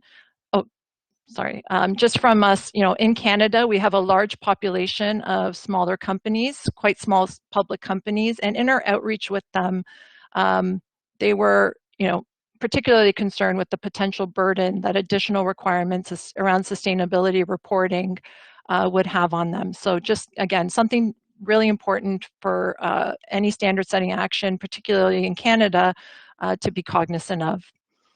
And so, the next, what is exacerbating, I think, all of these challenges is a very complex reporting ecosystem. And this slide is busy, and intentionally so, because I think it really illustrates the complexity of the current system, the many different players, and I'll say it's, in general, is not very well understood. And I think for any standard setting activity or regulatory action to really be effective, the public really needs to gain greater clarity around the role and responsibilities of everyone involved in the reporting ecosystem. Next slide. I would say at an even simpler level, we need to better understand with respect to whether we have a shared understanding of some common terms used in the sustainability arena. And this is just some examples that we pulled out, and there are many more, but essentially, I think we can all agree that words with no clear meaning really perpetuate confusion in the marketplace and allow for some of that a greenwashing or other untoward actions potentially by players in the system. Next slide. Materiality, and Joanne touched on this with respect to the challenges around materiality. And because of the nature of sustainability topics, it is difficult to discern what is and what is not material. And materiality assessments are often very subjective and dependent on a number of industry and entity-specific factors. And this is just an example of 2 Canadian banks pulled directly from their sustainability reports. And even in this relatively homogeneous sector, you can see there's differences in terms of topics that are selected and the way in which they are ultimately reported. Next slide. Forward-looking information, and we are seeing in the sustainability space increased calls for information around companies' commitments and other types of forward-looking information that provides insights into future activities. And in particular in the climate change space, the TCFD recommendations actually highlight a recommendation around scenario analysis to be done. But one of the things we heard during our outreach on this topic is that our current regulatory environment is not always supportive or friendly with respect to the reporting of such information, and that obviously, as we know, assurance is a challenge.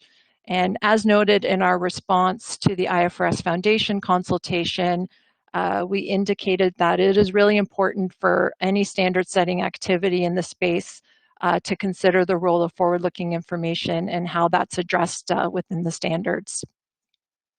Next slide.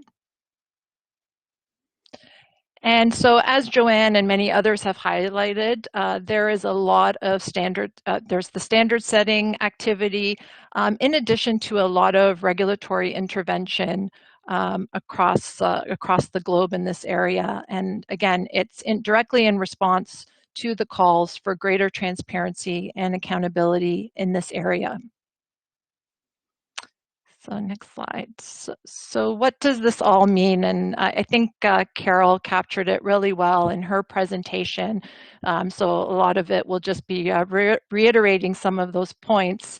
But obviously, continued focus on sustainability, ESG, post-COVID, and with implications for public policy, how companies are run, and more importantly, capital allocation decisions, because as we all know, capital does drive a lot of behavior in the market. We're going to see increased demands by investors for sustainability-related products, as well as enhanced disclosures by companies. And for the CPA profession, it's really an opportunity to have a more prominent role in sustainability, various aspects, all the way from strategy, risk management, reporting, and assurance. I do believe that the accounting profession does have a key role and can provide leadership in establishing high quality global sustainability reporting standards, leveraging experience, expertise that has been found in the financial reporting space. But I think we also have to remember that standard setting is a key part, but it's not the only part of the reporting environment. As mentioned earlier, it's there's a system with respect to processes, controls, oversight that is all a critical part of the reporting environment. And more importantly, education is going to be needed. Standards that are not well understood or properly applied will be of limited value, and that's something in particular I think for investors will be really important. And as I said, the necessary education and training will be required even for professionals that are providing advice in this area. And with that, I will pass it over to Patrick. Thank you, Rosemary, and jumbo to all of you. Greetings from South Africa. It's an honor and a privilege to address you today. Thank you, Professor Samuel. Thank you, Goodman School of Business, and thank you, CPA Ontario, for inviting me and inviting the World Bank to participate in this important event and this important agenda. I'll focus on three things. One is Samir has requested me to share briefly why the World Bank is involved in this agenda. Secondly, what we are doing on the agenda. And thirdly, just to share a specific example on implementation of sustainability reporting. So moving to the next slide, why is the World Bank involved in this agenda? And some of these aspects might have been mentioned by my previous colleagues. One, our main mission as a World Bank is to end poverty in the world. And what you've seen based on the data in October 2020 is the poverty level, which we define as people living in less than $1.90, has tremendously been reducing from 1990. That was around 36.2% of the population, 1.9 billion people, to almost 9.2% by 2017, which is 9.2. And we projected that to be 7.5% by 2021. But COVID-19, for the first time, we started to see the reverse of that trend. And as reflected in that diagram, it projected because of the COVID-19, more than 150 million people will end back into poverty, which is a reversal trend. But the second contributing factor is also the climate change will bring more people into poverty. In fact, World Bank estimates between 68 million to 135 million by 2030 will be in poverty. And in that all honesty, and I guess majority of you listening to me today will understand, we need to reverse that trend because it's about people. So as a bank, we have a new recovery strategy, which is called Green, Resilient, and Inclusive Development Strategy. And green, again, is about climate change, and it's about sustainability. And when it comes to sustainability reporting, we are advocating for three things. One is the need for businesses, in particular the board and senior management, to increasingly include the element of sustainable development in their strategies, in their operations, business models, and in the culture of the organizations besides reporting.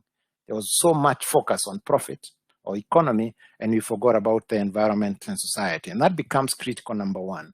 And secondly, is also to start shifting to long-term value creation for the benefit of all stakeholders. I guess today we've talked a lot about not just the financial capital providers, but increasingly shift to all other providers of capital. And thirdly is on the reporting side, that there is need to start preparing reports which include sustainability, ESG, but for us, we've gone to the step ahead saying that sustainability should also be integrated with the financial reports to bring about the topic of integrated reporting. And I'll talk about that because reporting at the end of the day is the lifeblood of accountability. If we don't have reports, then we can't be accountable. So that's in a nutshell why we are involved in this agenda. How are we involved? So we have three streams of work on the World Bank for your information, and maybe in case you see opportunity of how you can partner with us. One is the area of global public good, global policy and public good. So we use our own convening power, we use the World Bank influence, we use the knowledge and expertise within the bank to represent our client in developing global standards on sustainability. So as we talk about the IFRS Foundation, as we talk about climate change, we are part and parcel, and we contribute in those. We are involved in forums which are discussing these topics, the G20, COP26 that's coming up, G7, all those forums provide us opportunity where we can influence the agenda. Secondly is on bank-owned participation. So within the bank, we obviously prepare our own report, and increasingly, we've also been including and considering the existing frameworks, GRI standards, CDPs, to prepare our own sustainability reports. And we are looking forward then to the sustainability standards, which will be issued as we had earlier on, and we prepare our own report to that area. And that will help us to share information with our stakeholders and obviously an integrated report. We borrow money. We rely on funding so that we can lend others. So our treasury is also focusing on borrowing green finance, green bonds. And then the third stream of work is on advisory and World Bank products. What does that mean? We lend money or we provide grants to most of our countries, and we've shifted in ensuring that as we support countries, we increasingly include the society factor has been on board, but mainly on environment. So climate change has become part and parcel on having co-benefit in climate change. If an organization is procuring, how are they procuring sustainably, thinking of climate change? Infrastructure project, state-owned enterprises, how are they including climate change? And all those products are being on board.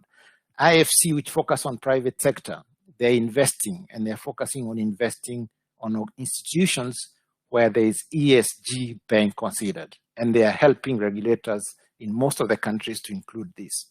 But most importantly, we're also helping our client countries to adopt this reform. And I'm going to share one example. So if you move to the final slide here on the African region where I live. So the next slide. And this example is mainly in the Africa region. So in Africa, it's only South Africa which has increasingly adopted this reform for a period of time. And it started with what's called the corporate governance, King Code of Corporate Governance. And in 2002, which was referred to as King 2, the concept of sustainability reporting was included. And this was the agenda for the board themselves, that they need not just to report on finances, but environment and society became critical. And in King 3, integrated reporting was introduced back in 2010. And in King 4, 2016, integrated thinking was also part and parcel of the process. So South Africa was the driver of this, but we realized other African countries have not adopted this reform. And we think it's important, especially knowing how much resources we have in Africa, yet we contribute to 60% of the poverty levels in the world. We need to reverse that to benefit from our own resources. We need to benefit from the enormous youth within our own region. So what we established back in 2017 is refers to an Africa Integrated Reporting Council. And this is mainly all the 54 countries' intention to help to promote, to create awareness, to promote and support and influence this reform. Sustainability reporting, integrated thinking, and integrated reporting. And the council consists of 8 countries. Each country is the CEO of the stock exchange and the CEO of the professional body. So as I said, we are focusing on those 4 areas on awareness. But today I just wanted somebody to focus on 4 things that we're doing, which I think can benefit your country, can benefit your region as you think about implementation. One is we are helping countries to create what's called regional national structures, national committees on integrated thinking, sustainability reporting, and sustainability and integrated reporting.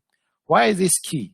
This is not just an accounting issue, and I think we've talked about that earlier and may address Anup's issue, is creating multi-stakeholder grouping, institute of directors, the regulators in the country, government, the lecturers, universities, becomes critical to create awareness, promotion, support, and influence. And we've managed to do that in a number of countries. So also challenge CPA Ontario. Maybe let's think about the same in Canada. Secondly, is the realization this is not just a governance agenda. It's not a reporting agenda, because I think we are making it a mistake that thinking that, no, this is a reporting issue. No, it's also governance-related issue. It's the boards who should start changing their mindset on how they incorporate this element of the environment, society, not just focusing on the profit alone.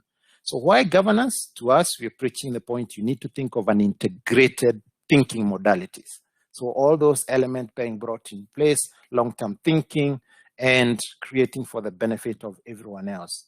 If we don't do that, then you're not also going to become accountable. And then the second element is on the sustainability, then reporting. That ESG becomes important on how you report. But I think the third is also changing integrated functions and integrated processes, internal controls. And there's notion that people think sustainability will sit in one house and then we'll have finances in another house, and we are going to miss the point. The two need to be integrated. And that's the only way we are going to achieve what the intention is of the information that we are looking for. And you found institutions in South Africa, for example, they have ended up creating position of a chief value officer, thanks to Professor Marvin King, who is advocating this. And below that is a chief finance officer or financial director and a sustainability director, integrating the both. So let's think of that. And then obviously integrated reporting. We've not talked about a lot of that today, but let's not have sustainability report on one side, financial on the other side. We need to integrate both. And the two final points here is on capacity building. We briefly chatted about that on the CPA Ontario, including this in qualification. We've seen in South Africa very good programs changing to what's called chief value officer in the universities and integrated reforms in the universities. I'm addressing universities here, think of the same. And finally is about the influence. And you need to clearly think of how you influence this on the standard setters globally and also within your own countries and in your codes. So finally, is to challenge you. You are the profession. Let's think a lot about this. It's in our own hands. And as I leave this quote of Nelson Mandela, let's change the world. Let the young ones who come after us not to ask us, where were we when our environment and continent was being plundered? Let's change that. Thank you very much.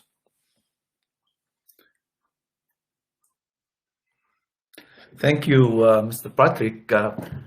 My talk is going to be around greenwashing and how greenwashing may compromise materiality. And as you can see from this first slide, there is not a single day where we don't see in the headline of the business press call to curb greenwashing. And in this picture, you can see that I kept tracking like the number of times greenwashing appeared in the headline of business press over the last 12 months. And as you can see, it's always in the headline. Now,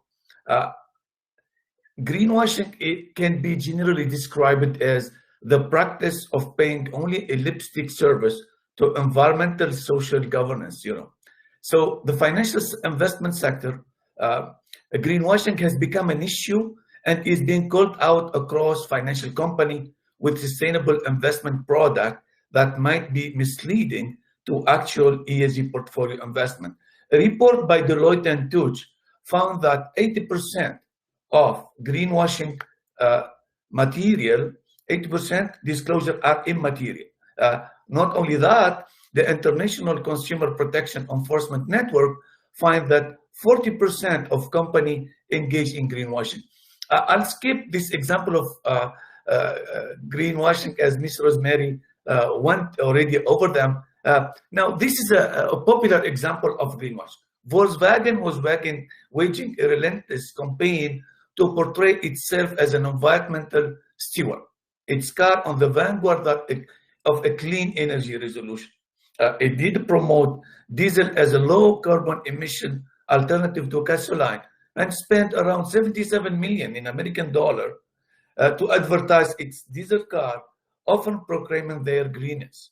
Now, what we don't know is that the German automaker had rigged 11 million of its supposedly clean diesel energy with software that tricked the emission tests, allowing the cars to spew far more pollutants than legally allowed.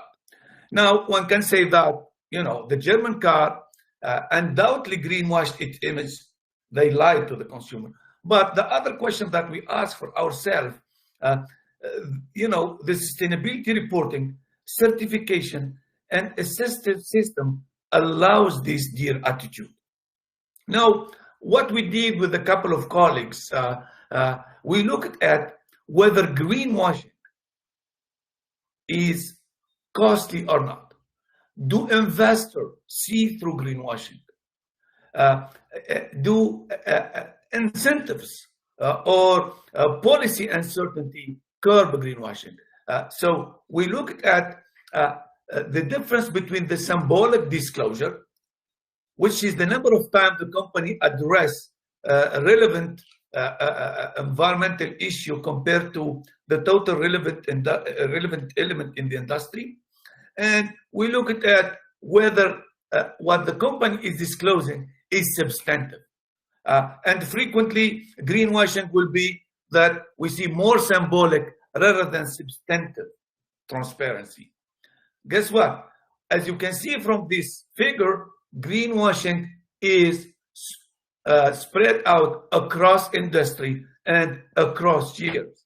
So this is a problem that we are facing, and we need to see and investigate it and see how we can curb it. Why it is important to curb it? Because it deters the trust in this voluntary disclosure around sustainability reporting, and it compromises materiality. Now, we also looked at whether investors see through greenwashing, because we know all companies use various tactics, to kind of hide these kind of green pretended, like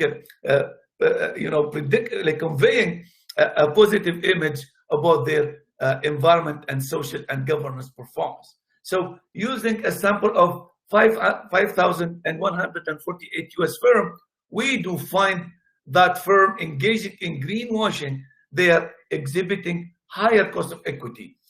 In fact, one standard deviation increase in greenwashing leads to an increase of cost of equity by 20 basis points. What does this mean for all of us stakeholders? Is that investors and the market seems to see through greenwashing. Now, we also looked at, what company do if there is a kind of policy uncertainty, if there is a kind of uncertainty around what the policy will look like. And as you can see from this picture, when there is high level of policy uncertainty, companies tend to really provide more substantive disclosure and shy away from giving symbolic disclosure, okay? We also show that bondholder, private bondholder, they charge less cost of private debt for companies that do engage in greenwashing. Why they do that? Because they have access to, so the information asymmetry problem, the adverse selection problem is solved by active manager. So they know which company is greenwashing and which company is not, and they charge the cost of debt accordingly. So it is very clear that greenwashing implies that this endless sea of non-financial metrics, with this transparency, and I agree with Mr. Kabuya, transparency tells us little or nothing about performance. So materiality assessment is a kind of way to analyze the economic, social, and environmental issues that are relevant to corporate decision maker and stakeholder. And greenwashing compromises the materiality of sustainability reporting and the trust stakeholder have in these voluntary disclosure. So in order for us to provide stakeholder with material sustainability reporting, I would think that we need a kind of bottom-up approach. We need to talk to the stakeholder involved with this sustainability reporting. So ESG factor have an impact, so significant impact, both positive and negative, on company businesses model and value driver are disclosed. Now, what is the main takeaway that we learn from our research and from interacting with various stakeholders on sustainability and greenwashing? Materiality is key and is built by engaging with stakeholders, assuring a dialogue, a negotiation, and integration of different viewpoints. I know many stakeholders, they call for regulation. Regulation is important, but regulation is costly. And some companies, when they face a lot of regulation, they go down. So I think the solution will be a globally accepted high-quality sustainability reporting standard, along with kind of national and international institution enforcement. These are the most cost-effective ways to curb greenwashing. We all know that 144 jurisdictions are using IFRS, and one jurisdiction is using US GAAP. And the question is, will sustainability reporting standard make the exception? So are we going to see that the globe are going to kind of converge their unique standard setting around sustainability reporting? And I think academics along with the accounting profession, are well positioned to assist Canada and the world to achieve this. Thank you, and I'll turn it to Mingtian for the Q&A session.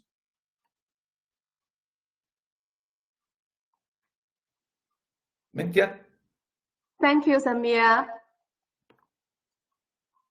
So our first question, I think it's for Joanne or Rosemary. It is, do you think the ESG reporting should be put in the part of MD&A of annual reports of public companies?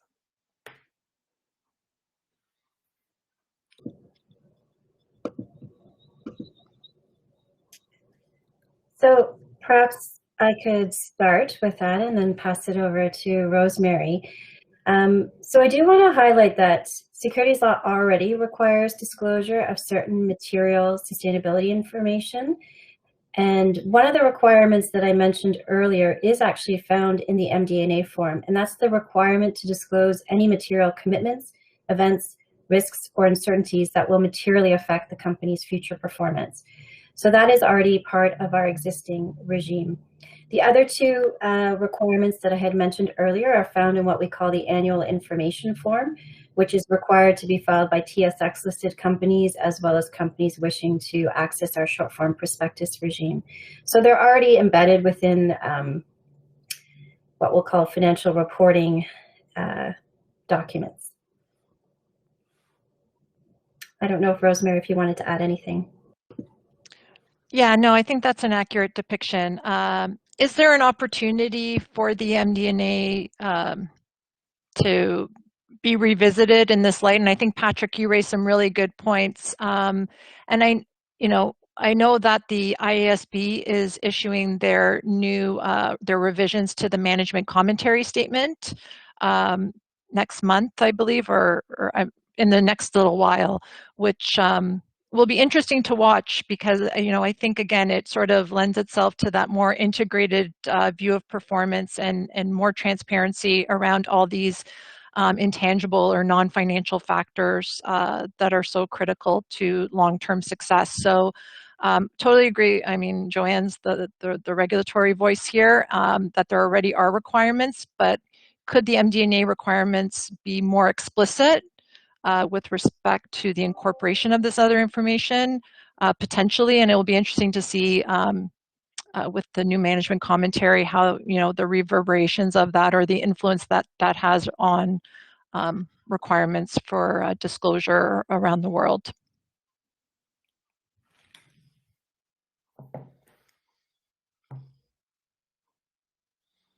Thank you very much. And the next question is, given that there are several ESG frameworks, like the Sustainability Accounting Standards Board, the Integrated Reporting, the Global Reporting Initiative, what systems can we put in place as accountants to help financial markets distinguish between sustainability and greenwashing?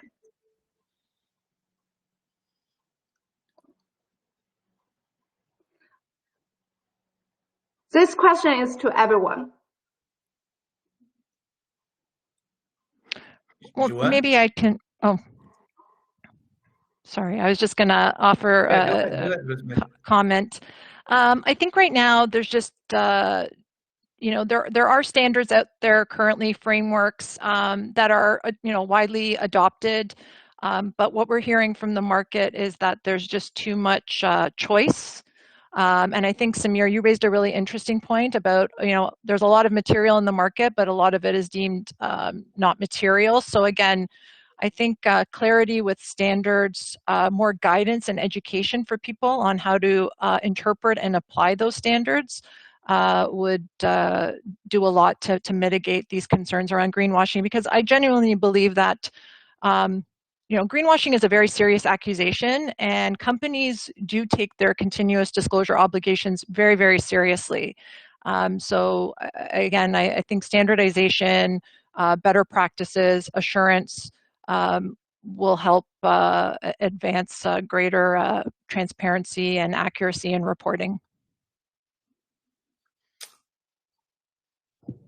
I do agree with you, Rosemary. I think the various standard setting and the various practices make it a little bit confusing, you know. So company, they really want to convey the firm's fundamental and how they really genuinely engaging in environmental, social, and governance activity. Now, the problem is that we need to kind of make it short, but also we need high quality standard because, you know, the challenge with this sustainability reporting is there is two components. There is the hard component, which is the number effect, but there is that soft component, which is under the management discussion. We don't know how much detail we need to provide. So if we kind of do have this bottom-up approach where we involve preparers, so they kind of, we're going to be ending that developing standard that really implementable and implementable in the most effective and less costly way.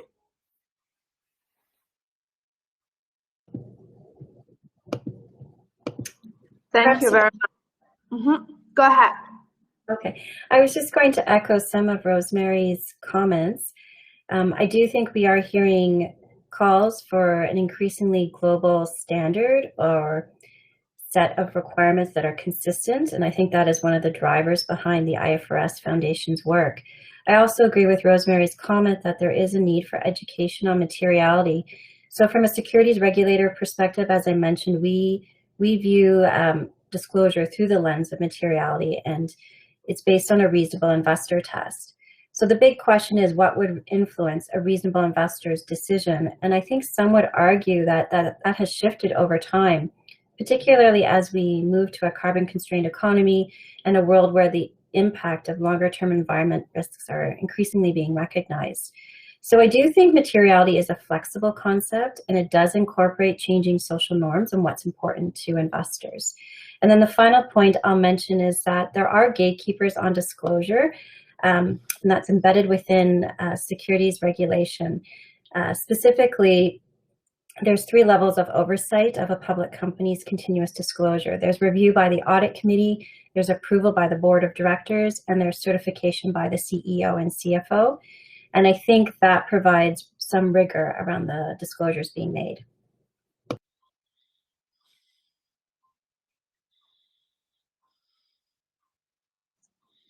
And the next question is, compared to other forms of disclosure, do you think the sustainability reporting requirements will pose additional risk to the firms and auditors?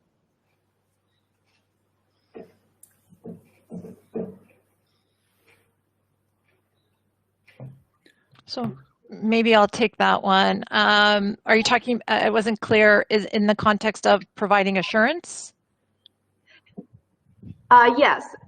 And also, does this additional sustainability requirement pose additional risks to the firms? Like, if firms miss reporting, will they face a certain kind of litigation risk? Yeah, so on the assurance side, currently there is a wide range of assurance services provided over sustainability information. But again, you know, similar to the systems, it is not as advanced or evolved as, you know, assurance over information, such as, you know, financial information through the financial statement audit. So oftentimes it's very, you know, it's on select pieces of information.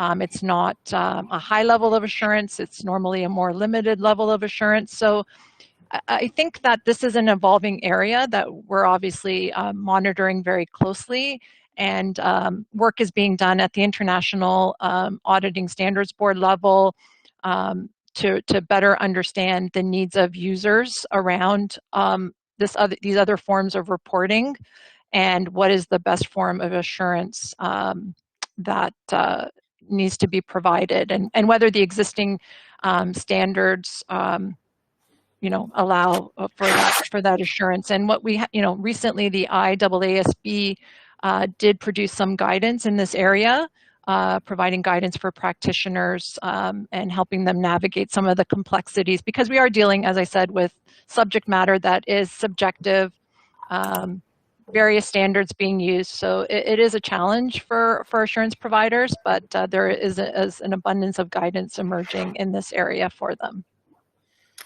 Thank you. Professor Mentian. I will add to what Ms. Rosemary said is, training the future generation of accountants should focus less on the technical aspect and more on the professional judgment, and tooling those professional accountants on the ground with clear guideline on where is the sustainability reporting agenda is going.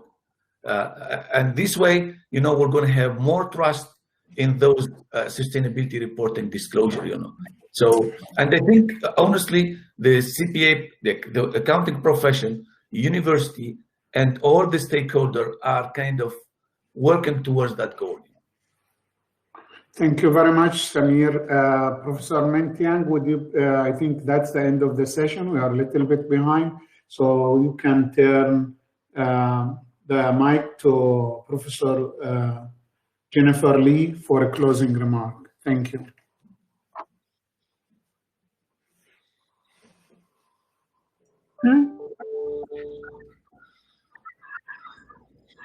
Thank you, everybody. I hope you enjoyed and find value in this webinar. It's overwhelming amount of the information, that is for sure. And it would take me months to digest even just a corner of it. And this is definitely going to only expose us the edge of a iceberg. I would describe it, the amount of information. So each of our distinguished panelists today is an expert in the area of sustainability for sure. 10 minutes presentation doesn't do justice to their vast knowledge and expertise. In the coming weeks, we will have follow-up webinars featuring these panelists. Thank you all today for your participation. We will keep in touch and have a great weekend and stay safe. Thank you very much. Thank you. Thank you. Stay safe and healthy. Samir, can I say something? Yeah, go ahead. By the power invested in me as a department chair of accounting and as a CPA, I declare that the speaker was amazing and this webinar was an extreme success story. Thank you very much. Thank you, Jennifer. Thank you, Mentian. And thank you, Hania. Great job. And for all the participants and for all, the people who connect with this webinar. For sure, that's gonna make a difference, in accounting profession going forward. Thank you very much and be safe and take care. Bye-bye. Bye.